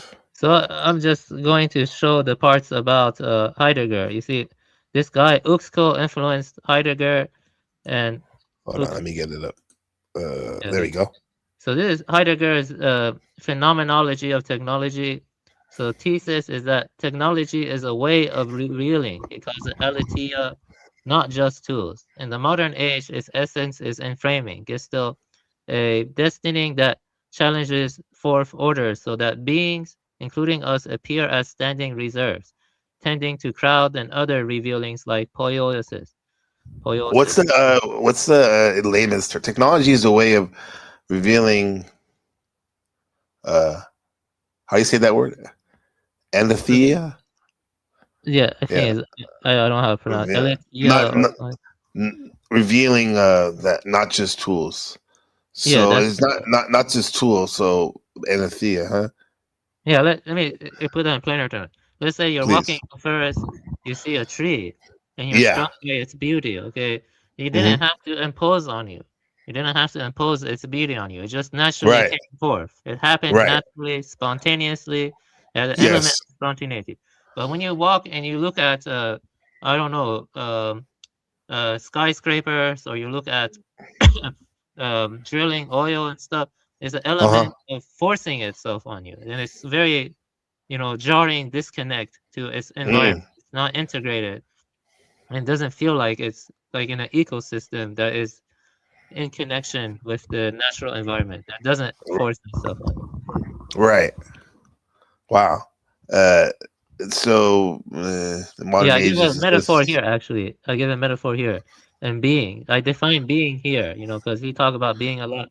So definition of being: it's not a source cause, but descending destining that grants ways of revealing. And framing is one such coming to present. So think of being as daylight. It's not a thing you handle, but the light that lets anything show up at all. Different weathers of this light make the same scene appear differently. Poiesis is like the dawn that gently reveals a landscape, and framing is a stadium floodlight that flashes everything into what can be measured and used. Heidegger's terms: unconcealment, presencing, challenging forth orders things as standing reserves. So yeah. Okay, so that in framing is very artificial and harsh. Yeah. Whereas whereas the poiesis is very natural, huh? And another way to think about it is like this: when you hear a clock, a mechanical clock, it's a monotonous beast, right? But if you hear the heart, elasticity and rhythm is always has an element of newness to it when the heart beats. It's not it does. Like the mechanical clocks. Right. Yeah. It's soulful, man. The heart beating. Yeah. Well, I think a good metaphor we already used in terms of poiesis and inframing versus inframing is how we said like what's going on now with this stirring up of the conflict of regime change by force, not even domestic, right? Regime change, right? It's like the U.S. pushing it on them versus the poiesis of, like you said, naturally getting rid of the mullahs, for example, right? Exactly. That's a beautiful way of putting it. Yes. Yeah. Would you say that though human beings in general, especially U.S. U.S. leaders, they can't wait for that Piosis, or they don't want, or they don't trust in it. You know what I I mean? think They that don't. they want Iran to balkanize. That's what I think. They don't want Iran to be strong or be sovereign. They want Iran to be balkanized and controllable. That's what I think, but I could be wrong, man. What do you mean balkanized? Because I think of the Balkans. Shout out to Shift. What does that mean? Because I think of the Balkans, I think of a lot of war and violence, among other things. It means when a country fractures, like separatist movements, and then they start. Oh, I see. Yeah. Divide and conquer type stuff. Yes. That's bad. We see this in the hood in America, domestically. That's not good, man. Yeah, damn. Doesn't CIA like fund the drug cartels? Don't they also like spread? Did you know that when they went to Afghanistan, they financed the Golden Croissant, which are the poppy fields, and the biggest opium trade comes from Afghanistan, which America financed. Right. It's weird, and they fuck around with the farmers, bro. It's like the farmers, they probably wouldn't, in general, they probably wouldn't want to plant poppies and opium, right? But they need to make money. But then at one end, like the U.S. said, go ahead and do it, and then the Taliban's on, no, don't do it, and then it's like they're like caught in the middle, bro. Like I've seen the videos where the poor farmers in Afghanistan, they're growing the poppies, right? And right before they're about to harvest, the Afghani government will come and destroy it. It's like, it's really shitty what's going on over there, man. Yeah, but the way you describe it makes the metaphors flow, bro. I love this. Can you please keep continuing with your presentation? So basically, bring forth. Bringing forth is the poiesis, which is good. I think it's like letting appear, coming into presence, which has a more of a spontaneous character. Art, craft, and physis as a non-techne, bringing forth. Basically, a potter forming a vase, a flower blooming. That's like poiesis. So as a natural. Yeah. So even like flower. Of course, that's a natural, right? Becoming to being. But I like how you put the example of a potter forming a vase, because you'd be like, hey, that's not. I mean, that's manufactured. Yes, it's manufactured, but it's done in a graceful, natural way. 100%. You know what I mean? 100%. Yeah. And then you have ordering, which is a challenging force. That's like the set apart revealing characteristic of modernity that sets nature as a calculable coherence. So that's like a power station, a grid that organizes resource, fuel, and labor as flows to be forecast, measured, and dispatched. So this is like when framing like really starts. You have more and more ordering. And then the enframing is the gathering that challenges forth, so that the real shows up as a standing reserve, not a literal framework, a book rack, essence of modern technology. So essence of modern technology is enframing, which is like endless ordering. So, so this is like a one glance flow. I had like being, then it goes to revealing truth, aletheia. Then there are two modes, which is bringing forth, which is poiesis, versus challenging, ordering. The essence of the latter is modernity, and framing leading to standing reserve. So I would say that so I would say that when you start ordering and you view everything in instrumental terms, like how you can measure it, how you can, benefit from it, like exploit it at the expense of the overall holistic unity, that's when things really get bad. So in framing rule drive out other revealings, the danger, yet precisely there, the saving power can flash forth when we see its essence.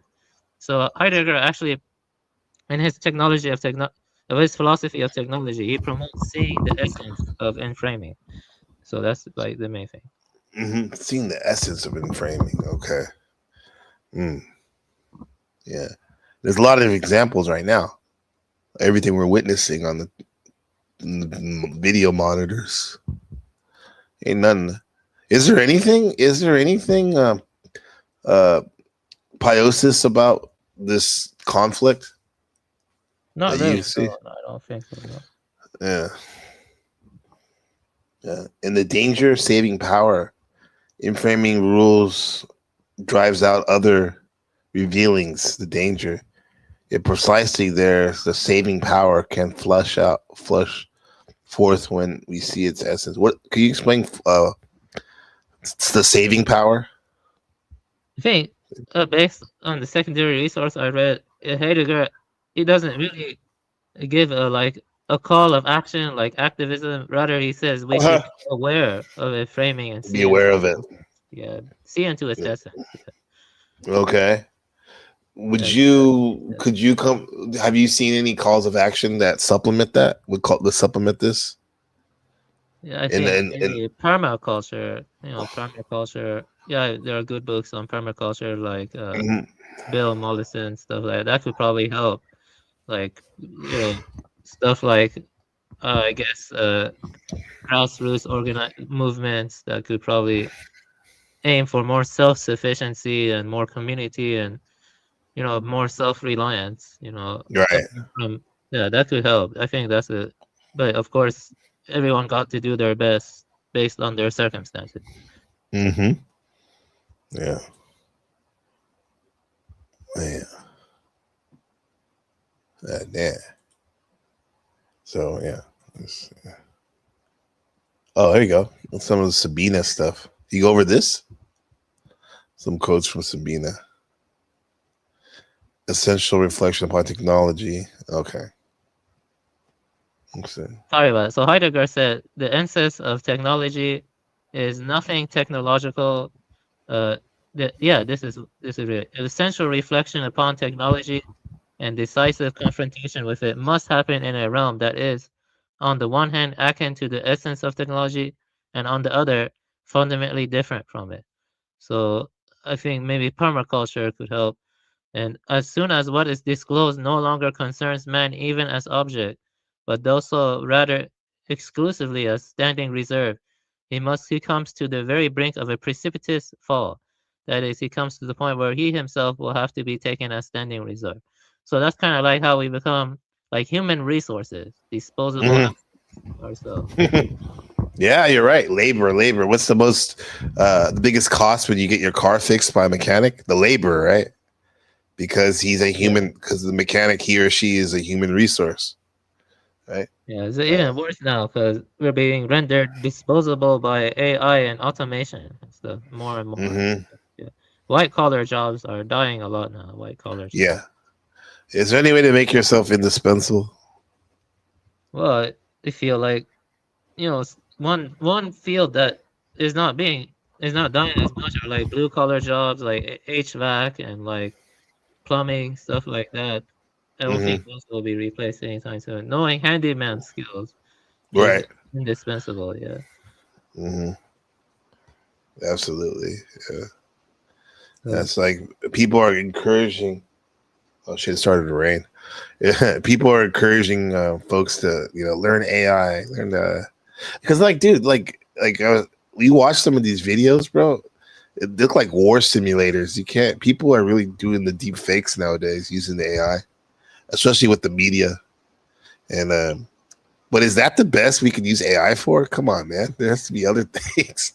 Yeah, right? actually, yeah, I know. I actually have worked with AI a lot. Like neural networks and Python, and tuning the architecture of the models and stuff, and like acoustics, like audio classification, and also visual detection. I would say what AI I would say that it doesn't seem positive overall, but maybe we can use it for like, I don't know, like monitoring whether or not some species is going extinct, like for like biodiversity monitoring and stuff. Yeah, that's one thing they're using. It's called bioacoustics.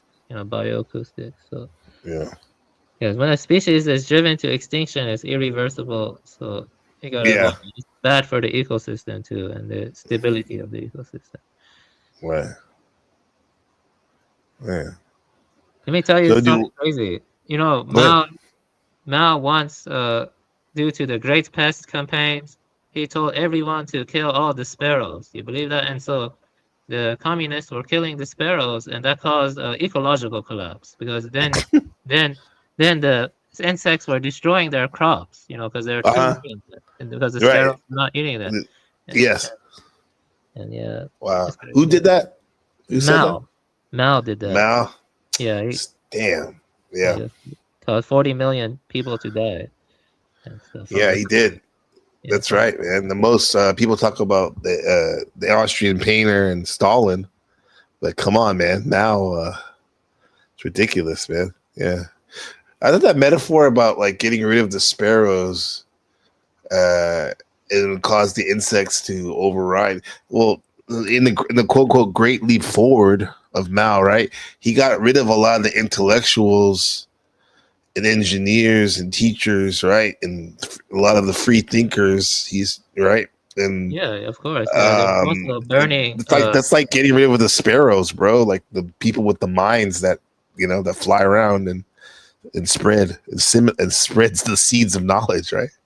Yeah, and they got overrun by insects of those people like parroting that weak ass way of life of communism. Yeah. Yeah, that's 100% true. They are also burning Buddhist sutras and ancient texts. They were burning them. Yeah, that's why it's crucial for me to really explore these things in Taiwan, because a lot of those spiritual things, Buddhism, Taoism, folk religion, like they came to the island kind of to escape that. Yes, the KMT, Kuomintang, the nationalists were the opposite of the communists, but they not only brought their their way of thinking, but also a lot of the culture of China, here to Taiwan. This is why, like, I think per capita, we have the most shrines here. We have so many shrines and stuff here. Yeah. Have you ever seen that Taiwanese puppet show? It's a very nice puppet show called Pili Pili. It's very cool. Oh yeah, yes, it's very cool, very popular. I mean, it was even more. It's very popular still when I got here, but even more so, like back in the day. But yeah, why do you think that show's important? I like it.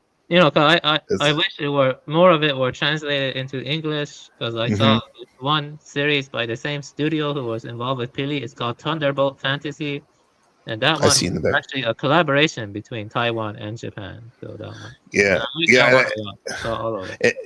It's cool because it's like the way that was played is like how I used to watch G.I. Joe or Transformers or Thundercats in America. They would play that after school here. What up, Neurojack? What's up, my friend? What's up, man? I got a very intimate house here for you, so you don't have to worry about it. you get your shit off today. How's it going? No, you're good. No, I wasn't mad or anything. It's just like I had a migraine as it was, and then on top of it, so I was like, okay. Yeah. This is actually another great person to have,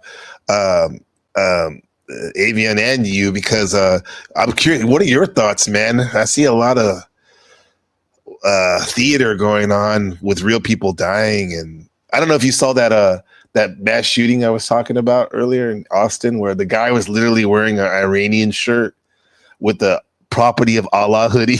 It was a black guy too. It's like, come on now. Yeah, I honestly haven't been watching the news the last like 5 days, so like I've seen a little bits and pieces. Like I did hear about that yesterday, and yeah, I mean honestly, like I don't believe any of the news at all. Like honestly, I think it's all 1984, but I'm not saying that doesn't mean it's not real. I'm just saying like, yeah, I don't necessarily believe like whatever they're telling us, but yeah, I think that's like, it's very suspicious. Like a black guy wearing Property of Allah shirt, Thanks, Michaela.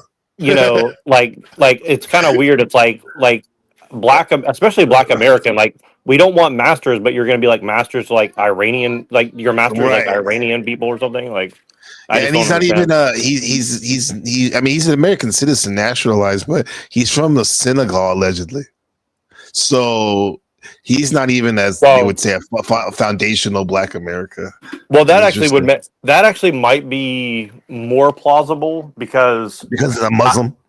Well, I'm not even like I think most Muslims and most Christians, and most Jews are probably peaceful people. I'm just saying, like, I Yeah. have seen footage of like African wars between like Islam and some other people, and like And they do some like Christians, yeah, crazy stuff. Like I've seen, like it's like these people are getting like genocide. yeah, well, they're getting filled full of holes, and they're still like charging into a building even after they've been like shot. And I'm like, I mean, I mean, if you come from an environment like that to here, like, I guess anything's possible. All I'm saying, Yeah. right? Like, so that's all Yeah. I'm saying. Yeah. I'll say this too is it comes at very auspicious timing about like, you know, how the war's always going to be unpopular in America, right? And there's also going to but they also have supporters, right? But I could see, Shadow Buddha brought this up, I could see the conservatives, Republicans using something like that mass shooting as a way to see here. We need to get even more stricter and all this stuff, you know. I'll be honest with you, like even on 9/11, when everybody was all in their feelings, I was a young guy. I was really young. I was like just starting high school, and I was very suspicious the whole time. I was like, okay, they're like, okay, this really bad thing happened. Now we need to like go invade a country with a bunch of mountains and goats and like crawl in every cave. And I'm like, how does that make any sense? Like, you're just gonna like dig through a bunch of caves like on the other side of the world for the next 20 years. Like, I was always against that. I was like, that doesn't make any sense to me. Else But going on. Yeah. yeah, and look, and I was just say this, like, if we're doing it to like be imperial and like invade and like, you know, sack and pillage, like, okay, at least that's something, right? But it doesn't even look like we're doing that. Like, for the average person, is not really benefiting. So it's like, what's the point? You know what I mean? Like, at least the average there would be a person is point. not. Right. I guess like the fun conspiracy thing would be to say like Trump is trying to divert attention away from the Epstein stuff and whatnot. But because it's weird, it's very strange timing because Avian was saying, he brought up the fact that like, come on now, Iran doesn't have nuclear weapons, probably most likely. They say they're doing this before to get the ballistic missiles, long range missiles, but I mean, it's not like they were like doing shit to the U.S. You were saying, Avian, earlier to reset what you said, that Iran was actually fighting ISIS. Yeah, Iran was fighting ISIS and al-Nusra. They were the only ones fighting ISIS and al-Nusra. Yeah. Is it because maybe Iran was one of the last outposts in the Middle East that hasn't been like weakened? Because it seems like all the other nations have, like yeah, that's right. This one guy, I forgot his name, in the early 2000s. I can find his name. He actually said that there was a plan to destroy Syria and even assassinate Gaddafi, and then, you know, get Iran. Yeah. I forgot his name. I need to look it up. Yeah. What do you see, Neurojack, happening in the next 6 months? You think we're going to still be dealing with this aftermath? I think all bets are off from here on out for the rest of history if we continue the direction we're going. Well, what I mean by that is, like, I don't mean it's going to be necessarily like dramatic, but what I'm saying is, like, trying to predict the future right now is really dumb, because I think that you can't really know. Like for example, right? If the technology continues in the direction it's going, the main thing I see is going to be a problem is like there's just not going to be any like good jobs anymore. So then everybody's going to be like, well, what do we do now? And I think that's going to be a bigger crisis than any war that we can really conceive of right now, or the fact that, like, you know, to do all these massive data centers, like the amount of energy needed versus how fast they need it is going to put a lot of pressure on everyone, right? Like, for example, like this Iran thing is going to just make gas prices and other things just skyrocket, because now the cost of doing business internationally is going to go up. So again, it's not to demean the fact that it's not a big deal, but what I'm saying is that there's always a wider reasoning behind all of it. I think that Iran is a proxy for something a lot bigger than that, in my opinion. Right? Yeah, but the person I'm talking about is Leslie Park. Yeah, Leslie Park. But I would say that it doesn't. I don't know if Iran is a proxy of something bigger, because it does seem like Iran is suffering from being bombed and stuff. So maybe they're using it. Well, as but pretext. don't you like a Muslim dictatorship or whatever, right? So like, how do you square that with your belief structure. You have to be. You see, there's a difference between wanting a foreign power to bomb you versus having an organic, movement from the people without foreign interference. You see what I mean? Does that make sense? I've never Yeah. supported Iran being bombed. I'm not. It's not a gotcha. I'm just saying, like, it either way. And sorry to interrupt you, MC. But that's okay. I just want to make sure it's clear what I'm saying. Like, I'm not saying that, like, one's good, one's bad. I'm just saying, like, in general, like, do you think that the people would ever actually be able to overthrow that again because of technology, because of control? Yeah. Like, because I would say even for us here in America or Taiwan or anywhere, like, the average person really doesn't have much ability to overthrow things without really evil things we can't talk about on YouTube. So I'm just saying, like, yeah, right. That's why I don't think it would have neuro. I don't think it would be like a forceful, violent way of overthrowing. It'd have to be a real, not even a revolutionary way, because revolution's just spinning and doing the same thing over again. Just a different person on top. I'm like an evolutionary jump of paradigm shifting, because that's what I was getting at with Avian when we're talking about what is the natural way again? It's called, there's in-framing, which is not natural, basically. And then there's prostitute, how you say it? Poiosis. Poiosis is the national way, and that's what we're using the metaphor of, like, the poiosis. The U.S. is doing the in-framing, like trying to push it for regime change, where a poiosis way of doing it would be like to naturally let the regime change in this evolutionary way. But like, I get what Neuro's saying though, Avian. Do you think that would actually happen in a timely manner though?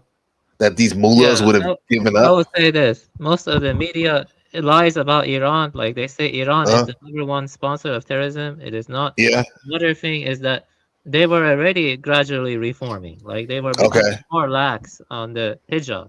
And the reason Iran suffered is because of sanctions, mainly. Sanctions were starving the people. And, Saudi Arabia and Israel have done more human rights abuse than Iran. So but couldn't you argue that the pressure that they put via sanctions, although bad, is what catalyzed the social reform that you're talking about, right? See what I'm saying? No, I don't think so. I don't think the sanctions are helping the people whatsoever. I don't know. Well, but would the social reform be possible without the sanctions? Yes, right? they will be possible without the sanctions. How do you know that? Because the people are smart, they're highly educated. Tehran has a very educated population that's being bombed right now. And but education doesn't necessarily mean, like, motivated to change it. Usually educated people are going to defend the system because they're more invested. I'm not making a judgment on it. I'm just saying, like, it seems to be the case throughout history that the pseudo aristocracy reinforces. Here's a better question for you: why do you care about Iran's internal affairs? Wouldn't it be better to focus on America? Well, because because I'm a human, and I think Neurojack. I'll speak for Neurojack until he can speak for himself. In a second, Neuro, respectfully, but I would say because Neuro's a good human, bro. Of course, he cares about America. Maybe even before anything else. But we can do two things at once. Right, Nero? You want the well-being of all people, right? I would say that's a false way of viewing things. Because ultimately, the people have to choose their own destiny. They have to maintain their own sovereignty. You see? Yeah. Imposing one's ways onto people. Well, I said care about. I didn't say anything about opposing their ways. I don't agree with what the United States is doing. I wasn't talking about you. Yeah. I'm just speaking, generally speaking, though. Not you, though. I'm saying that what America is Am I doing... off or what? Yeah. He's probably doing something. No, I'm just letting the conversation go on. I mean, like, I know I'm being adversarial. It's kind of my style, but, like, I am trying to be, like, I'm trying to be poignant about the situation of, like, what can we really do? Like, I don't have the ability to change U.S. foreign policy anytime soon. And even if I did, again, like, if your goal is to catalyze change, well, people don't change without pressure. Like, you have to put incentives and disincentives in some form or another. People don't usually just act of their own volition in general, in my opinion, right? Now, again, that sounds very communistic, but I think it's, like, generally speaking, people, that's just a reality, right? Like, I don't think most people decide things consciously and then act upon it. I think they just kind of react, in a lot of ways. It's fair what you said, But even Buddha, the way you, because there's a thing about what you said, can come across as snobbery the way you put it. When you said like, we have a false view of looking at it.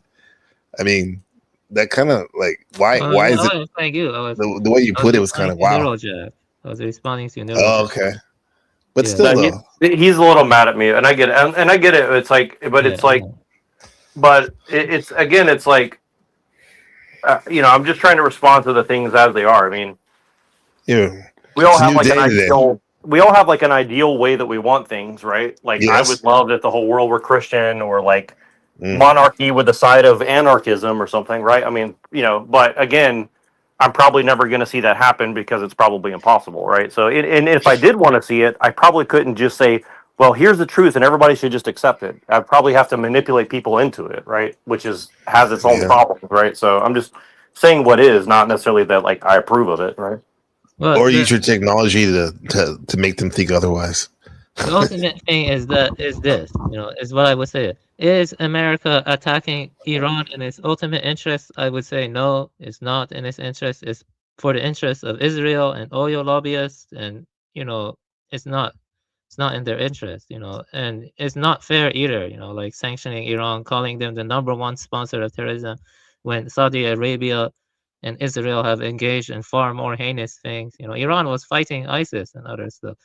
So it's just very simple, is that this war is unjust, and that's what it comes down to. It's based on it's based on lies, that's what it comes down to. Well, the just war doctrine has been debated since like ancient Egypt, like, you know what I mean? So like, it's not like, I mean, you could technically argue that on a certain level, all war is not justifiable to some degree, right? Because there's always going to be some calculation of risk, harm, reward, etc., right? Like, you know what I'm saying? So yeah, I know what you're saying, but I'm saying that Hatami in the late 90s, he was actually close to becoming allies with America. Do you believe that, Hatami? He was close to becoming allies with America. You want to know what got in the way? The Israeli lobby. So if it wasn't for Israeli lobby, America and Iran could have been allies. But I'll be honest with you. I think, like, I understand what you're saying, and I'm not saying that you're totally wrong. But like, the challenge of what you're saying is that you almost become like a Jewish supremacist, saying, "Well, these people are Ubermensch, and I give up responsibility, and I give up other people's responsibility, and whatever scenario is going on." Now, again, I think this is the strength of like arguing from technology. Like, is it possible to resist things because of the level of technology and manipulation and stuff? Or? You're saying I'm making a supremacy claim here? When did I make a supremacy claim? I said that Hatimi was close to becoming allies with America in the late 90s. An Israeli lobby got in the way of that. That was during Bill Clinton's administration. Iran was trying to improve ties with America. Right, but I'm saying where's the supremacy claim in that? Well, because you're saying, well, it's the Israel lobby and blah blah blah. And again, but here's the thing: is there's 6 or 7 billion people in the world. Are you saying all of them don't have any responsibility in the calculation you're talking about, or? It sounds to me that you're actually defending the Israeli lobby right now. That's what it No, sounds I'm saying, how many people are in the Israeli lobby? Just give me a rough estimate. How many people you think it is? Well, you have AIPAC. AIPAC, was it like 80?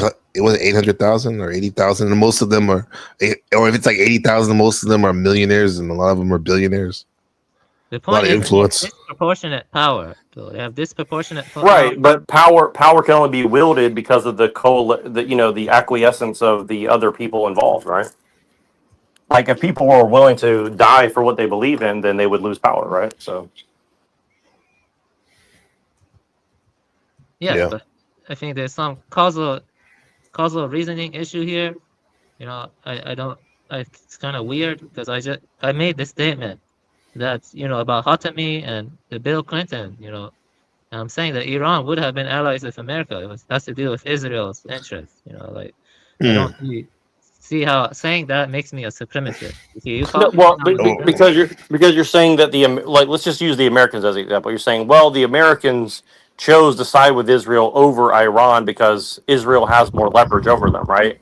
So again, like, if the Americans, who outnumber the Israel lobby, said, we don't want to make a deal with you, Israel, like, they could have, and let's say that cost them, half or 75% of all the wealth that America has at that point in time, but they chose to do the right thing. Like, there would be a consequence to it, but they could have chosen to do it anyways, right? Mm-hmm. See what I'm saying? That's what I'm trying to get I at. think Iran has more to offer America if America wasn't like attacking it. Like Iran could have been trading oil, been like working and collaborating with technological sector, stuff like that. I don't see, Israel is doing a genocide. Genocide. Iran hasn't done any genocide in like fucking 200 years. 200 years, Yeah, Iran hasn't done any genocide. Iran hasn't like mass slaughter civilians, stuff like that. No, they did do this though. Let me tell you this. Now, this is amazing footage right here. No, I don't. For all we know, though, it could have been from a couple years ago or something. But supposedly, this is Iran downs an American F-15 jet in Kuwait. Let's see this real quick. I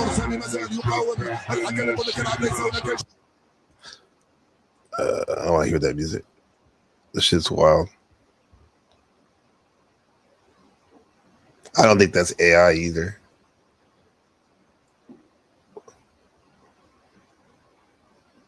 I've never seen anything like that before.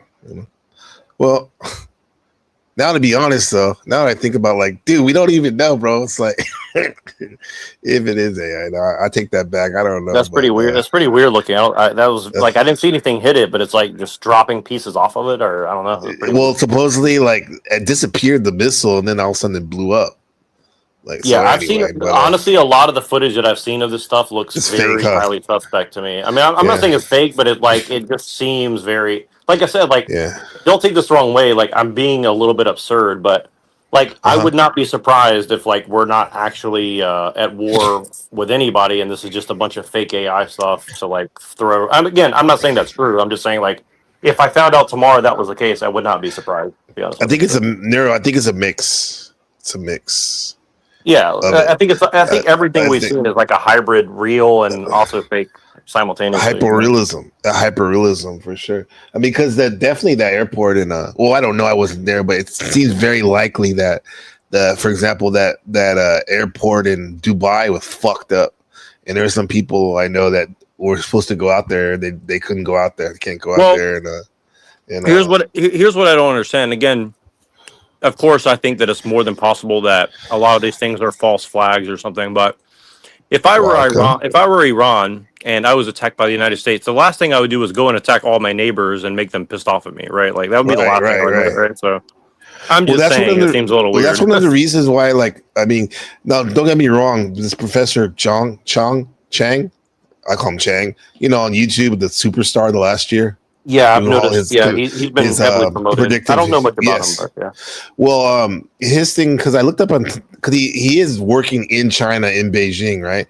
So I assume he has to be careful about what he says, especially about Taiwan. And his takes on he has a lot of takes on Taiwan, but the funny thing is, he doesn't even mention Taiwan. He mentions Japan, and when he talks about Taiwan and all the other countries around China, and he makes it seem like that one of the reasons why that China hasn't invaded Taiwan, or probably will not in the near future, is because they're basically surrounded by their ops with India. Yeah, I agree. Russia. I just want to say I totally agree. I agree with that too. I mean, it makes sense, at least. It makes kind of sense, right? I think the idea that China is like this big scary boogeyman, to be honest with you, I think is totally fake. I think North Korea, China are totally isolated. I think Russia is a much bigger threat, personally, just because they're a civic nationalist state where they have a bunch of diversity like we do. They could just pull from like a lot of different kinds of people and really mess with people's heads.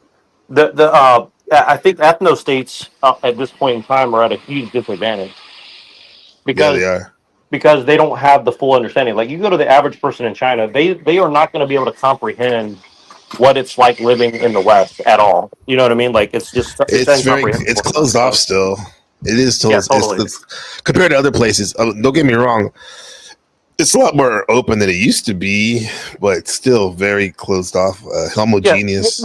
Their perception of the world is just so skewed. And again, I'm not saying that's a bad thing. I'm just saying like if you're trying to take over the world, it's not an advantage. And again, I'm not saying they don't have like spies everywhere and stuff. I think that's normal. Of course they do. But again, like, are they going to be able to like overthrow all of Western society in the next 100 years? I mean, I highly doubt it. You know? Well, and that doesn't mean not. Notice the Chang, he says invade.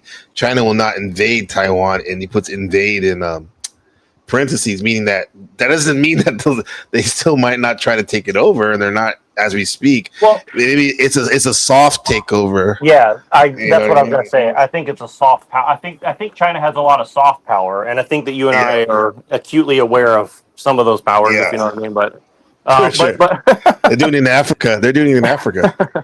Right. A soft colonialism. Yeah. But like for instance, like from my experience of Chinese people, anytime they say China, they mean Taiwan as part of China. Absolutely, they do. So they don't need to like say Taiwan. To them, that's offensive if you even say the word. Like, what do you mean Taiwan? They're like, that's China. Yeah. That's why I think Chang doesn't really talk about. He didn't even say Taiwan's a country, really. I mean, he'll say Taiwan, but like for example, he was on Sneako's live stream a couple weeks ago. I'm like, holy shit, this is crazy. And he was interviewing him, and he's like, I'm on vacation. He's like, I'm in Tainan, and I was like, that's kind of like where I live in Taiwan, and he's like, I'm on vacation, and he's all in the Chinese version of Hawaii, and I thought about it for a second. I'm like, hey, it kind of is like that, right? If you believe in the whole like China is Taiwan's part of China, it's like it would be like a resort island. You know what I mean? Like a paradise island. That's what they're trying to turn Japan into for America. And I think like America, Japan is now the new Hawaii, and Korea's next up. See what I'm saying? So they're like you said, Korea's nice. Yeah, and I mean honestly, like I would probably love to live in South Korea. To be honest with you. Awesome place. It's pushing Taiwan too, but I don't know. It's pushing the pop culture now. Korea is definitely pushing the pop culture with music and television and movies and style. It's like it's up there now. Yeah. Well, and I think it's a big FU to both Japan and to China personally. Like I think that's like a big. And again, I think that's because the West is using Korea as a proxy against China, right? And absolutely. Because Koreans and Chinese have always had like a little bit of like an agreement against Japan, and so I think they're kind of like twisting that around as like a jujitsu thing. And the thing about Taiwan is interesting because I don't know much about Taiwan, but what I do believe about it, because I've ran into some people that claim to be native Taiwanese, and they say that the current government of Taiwan is a quote unquote colonization of Chinese culture upon Taiwan. And I had never heard that before. Yeah, I'd never heard that before. Wife. That's my wife's family in the sense that I mean they don't necessarily say it like that, but there's definitely a distinction between Taiwanese people that were here before 1949 and after. Now 1949 is when the nationalists KMT, they lost the war against the communists, and they basically retreated to Taiwan, and with that they imposed their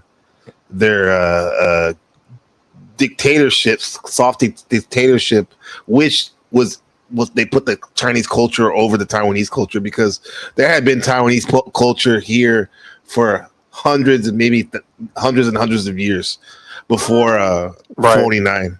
So and a lot of people were Southeast pissed Asia when they came over here.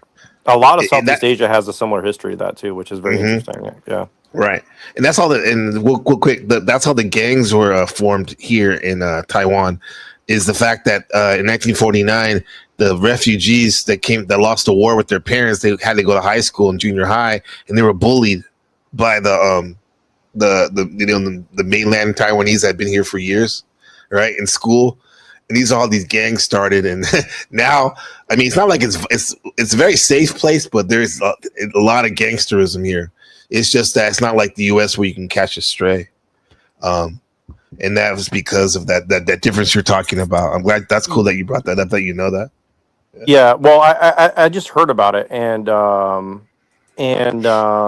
yeah. So, and I bring that up for a reason, just because, like, again, this is kind of the weird thing that's going on the leftist side of things, where a lot of these people in schools, and again, like, I am very pro education, but it's very interesting. Like, they're saying, I had a conversation on TikTok too about this, and it's like everybody's like, well, certain people are indigenous to certain lands, and they try and like there's instances like Taiwan where like I can totally understand what people are saying, right?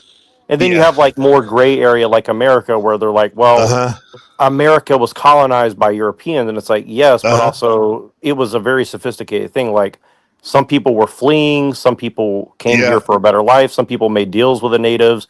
The natives supposedly came from Siberia a few thousand years ago, Yes. and they did bad Oh things to each yeah. other. So it's a very messy situation. And then because that doesn't even account for like America becoming like an entity that was like basically a British colony, right? Like America, the Europeans that came before a certain point weren't really like British colonists. They weren't like working for the crown necessarily. I mean, some of them were maybe, but certainly a lot of them were just people who just came here to like as They want a refugees better away life. from all that, right? Right. They wanted a And better life. yeah, and lived among the natives more or less somewhat peacefully. And then disease wiped out a lot of people, obviously, which is not, I don't think that was on purpose as far as I know, but it's like, so yeah, I'm just saying there's gray area. And then now this new thing is like, well, like I was talking to some guys yesterday, like, well, black people or they said melanated people are indigenous to the southern hemisphere of the whole world. And so there should be no white people south of the Equator. equator. And I'm like, okay. I'm like, so, and then but then they also said like, well, we're also from Europe, and they're like, look at this picture, and it shows like a black guy, and it says like 1524 in like Norway or something, and like we had that too, and I was like, okay, so I was like, But well, yeah, where are non-melanated people indigenous to? They're like, you're not indigenous anywhere. I was like, so they you will don't say want us to you were under the Yakub theory. For example, they'll be like, you were made, not even created.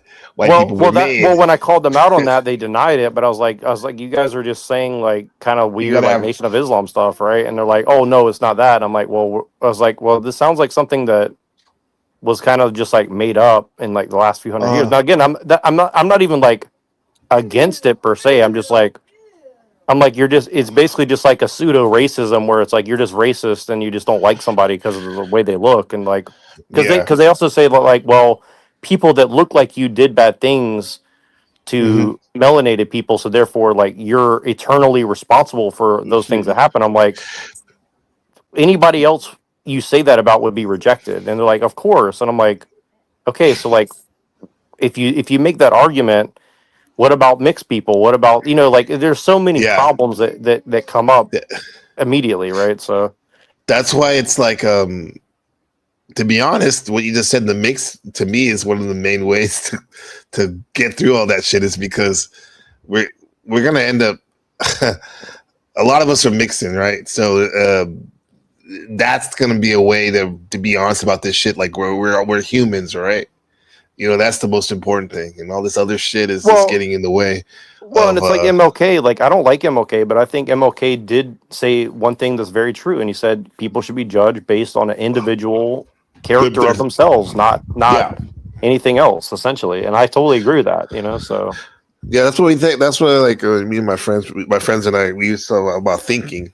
We gel on thinking. Our thinking doesn't matter what we look like, right? Per se, it's how we think. Right, that's where your real brothers and sisters are. It doesn't mean that we have to be like the collective of agreeing with everything we say, but I think we have some standards and maybe morals and ethics that are somewhat similar, right? And now how we express that can be different in our ideologies, but if we can link on those other things, I think this is what we're doing here, kind of right now. Yeah. Well, it's like if we go, like, I'm sure you've experienced this in Taiwan, right? Like, I don't know exactly, but I'm assuming because I've been to, China or something, right? Like, you can probably get along very well with Taiwanese people, right? But yes. I would definitely say that, like, it's not necessarily because, like, you guys fully comprehend your thought processes, right? Like, they definitely have a very different way of processing logic and thoughts than we do, right? Right. Yeah. But again, because there's like this attitude of live and let live, you can kind of get past that. Versus here in America, people can comprehend each other very well logically. They just choose to use it as like a weapon against each other and like throw each other on I the bus see. and stuff like that. You see what I'm saying? So Yeah, I see what you're saying. Yeah, it's yeah. like overthinking. They're overthinking it, man. Over there, they're Well, and I think overthinking it, man. America does. I think America in the West, like, I think there's a lot of good things about the way that we've done things, Yes. honestly, but it has gotten out of control, and it like you said, I think it's like this weird infection that what's funny is, like, again, I'm not really like being into the occult, but like I've noticed that a lot of people into the occult like are more hyper aware of the stuff than the average person, right? Because most average people that like they just say, well, we're a Christian society, and it's like, well, it's a little bit more complicated than that. It's for because sure. look at the word occult. It's like one definition is like uncovering the hidden, right? And us quote unquote occult folks, like we're literally seeing the hidden underpins of reality, the motivations or the metaphysics of what's going on, and not just in a woo-woo way, but like in a practical way, a pragmatic way of like, oh, this is probably why the person thinks like this or whatnot. This is why I thinks like this or get triggered on this or whatever. Yeah. And Well, no, and I was just gonna say, like, for me, like, I think for me personally, like, I would say that like sci-fi was kind of like my introduction to a lot of these kind of thoughts. Is like I didn't look at the occult directly; I just kind of saw like art produced by occultists or something. You know? It's funny you say that. I watched a two cool video essays about what's his name, Alan Moore, the creator of the Watchmen, co-creator of the Watchmen. And he literally is a wizard. He's a wizard, and what made it, you know, the show the graphic novel comic book The Watchmen. Yeah, right? yeah, I saw the movie, and I had some friends super into it. They tried to explain some of it. It kind of went over my head, but I'll give you this video. I think you'll like it. It'll help you out with it. Like, because basically what Moore did is he took the comic book hero thing and flipped it inside out by like looking at these people, these heroes, superheroes as more human, and how they have flaws and how they have wants and needs and insecurities and they want to be normal sometimes. Like, and that's what the Watchmen's about, more or less. I thought was fascinating. Well, definitely a lot of the new sci-fi He was a is sorcerer. taking that on. So I can definitely see that that's really infiltrated most. I think of they learned from him. Stuff. I'm Yeah, pretty that's sure interesting. that a lot of it, because look at even the Wolverine movie, like it's very dark and very introspective, we could say, right? Like a lot of the his storyline, his origin stories. Like, think about all the origin stories are basically getting into the dark past of these heroes that we never saw before, right? Well, like the fact that like Wolverine lived in Japan and had a wife Right. and all this stuff. That's Uh-huh. pretty crazy. Yeah, it's pretty weird. It is but- crazy. Yeah. And yeah, man, and that's what we're back to this like cult thing, and that's why I've been like really studying the existential way of being the last couple weeks, like going in depth about that. Cause I like to study all things, and the whole thing about like, and I'm getting to the point of like, there are, in general, in a way that you like two types of people. There's people who just live their life on, and I don't mean this in a bad way, an autopilot and an automatronic, you know, like they have to go to work, they have to or if they just want to, they're hedonists to like, have to get all everything they desire and all that shit, or take care of their family. And then there's other people who do those things, but we also can be introspective and reflective about what we're doing. Stop for a minute, like, hold on, what am I thinking about actually right now? How does this make me feel? Because there's a lot of people I don't think that do that, because I didn't used to do that for maybe at times, right? I'm not gonna say like I've been doing this since I was 7 years old or anything, but Well, I think it's been, there's definitely like waves of it. Like I went through waves of it where I tried to be a normal person, and then I like really like spiraled and went down the rabbit hole, and then tried to be normal and spiraled. Tried to be cannot go normal, back. spiraled. Yeah, But you really can't every go back time- ever. Huh? You can't, yeah, and Yeah. trust me, I honestly tried to be a normie, and I want, honestly, in a lot of ways, I would love to be a normie. I would love to like just not have to think about this. Like, my grandfather was a person who, he was aware of a lot of stuff, but you'd ask him about it. He's like, he would give you his opinion, then he'd say, well, tomorrow I'm going to go to work and I'm going to do what I have to do, and I'm just not going to think about it. So it's like, wow, yeah, and I That's wish I had that ability to compartmentalize like someone like that could do. Yeah, I mean, in a lot of ways, no disrespect to your grandpa, but like maybe you're just taking what he did even further. You're probably taking it. You have to be because you're one of the most in-depth researchers and commentators on this pop culture slash. Because first of all, I want to commend you for your description of your channel. That's amazing, bro. I like that a lot. Well, I just used AI to make some sort of like whatever BS but you prompted though, right? I don't even know what it says, to be honest. It's good though. It's good because like, it had the dating, it had the occult, it had the geopolitics and the satire comment. Like, yeah, it's good because that's what I mean. Like, so you're taking what your grandfather did just and doing it to the next level. And my only one of my desires is the fact that I want to really get into a way financially where I can either mesh my research with making money, or at least in the time being, make sure I'm really efficient with my time, because I'm literally, this is what I'm doing today is like what I do with my channel now, where if I wasn't doing this stream, I'd be researching, I'd be reading, I'd be watching the videos like we do, right? But now I'm like, fuck it, I'm just gonna put it on live and do it with you guys and have a study session, basically. Because like the great Avian Buddha was the perfect person to have, especially in the beginning, because I mean, I think you said you were Iranian, but not only that, he's a fucking very thoughtful thinker and well-read thinker. Yeah, he's one of the, like, Avian's one of the most well-researched people, and the ironic part is like he studied what I really wanted to study, and to a sense, like I was really into chemistry and stuff like that, but more from like a like you know, I'm sure you've heard about this whole biohacking thing, for example, right? You know what I'm talking about? Like the biohacking, like people are like injecting peptides and shit like this. Yes, all peptide. They were talking about clavicular and them and circa and all them. They talk about that. Yes, like I'm not saying that.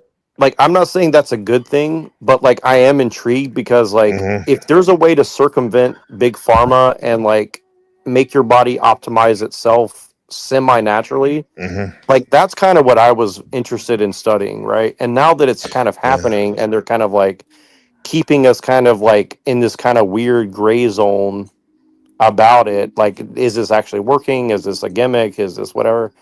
I find that very interesting, and I think that like a big underlying struggle that I see happening is in the biological realm where, you know, why aren't, like, I've always wondered, like, why don't we optimize society where we don't need to work and break our bodies and our minds to like pay our bills, and we can like explore and like make our bodies more optimized with the technology rather than living outside of our bodies or something, right? That's what Plato's Republic is about. You kind of go through that stuff. Yeah. And that's also too, which is also probably based on Plato's Republic, the Venus Project. I know you guys are familiar with the Venus Project, right? For members of the Zeitgeist, the Zeitgeist movie, that was the whole push. That was the whole solution that the movie Zeitgeist, you know, Zeitgeist, of course, woke up a lot of people to the social ills. Yeah, I kind of agreed with his general premise in a lot of ways. I mean, like, I don't fully endorse it, but I kind of agree in some sense. Well, yeah. I mean, yeah, it makes a lot of sense. And then it tells you all the bad things per se. But at the end of the movie, the last half hour is like about this Venus Project was basically like, we'll get robots and AI to do the jobs that we used to bust our ass with, so we can have free time.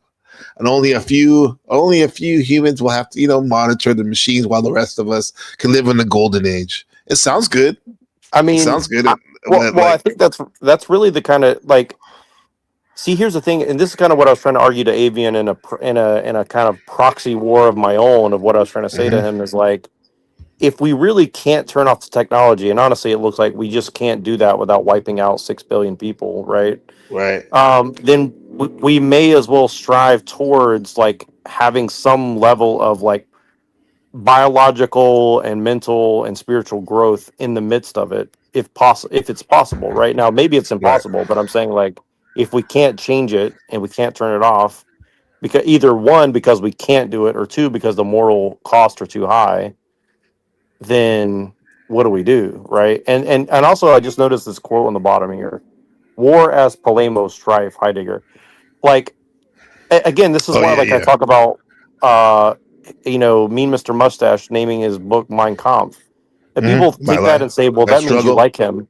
But again, yeah, No. exactly. I think him and Nietzsche and a lot of people like that, what they're commenting on is that, and I found this in my own life, is like without pressure and incentive and disincentive and suffering and pain and pleasure, you don't really develop, right? Like you need something to to like catalyze that. give you a, yeah. And I think that's kind of the way I don't know if everything in the world is orchestrated like wars and stuff like this, but what I'm saying is like whether it's orchestrated or not, something like that would have to be necessary, whether it's organic or inorganic, right? So This is what we're saying. I mean, we went over this earlier, but before I pimp out and take Ben to school, it says about Heidegger. One of his thoughts on war is the father of all things. Polemos, strife.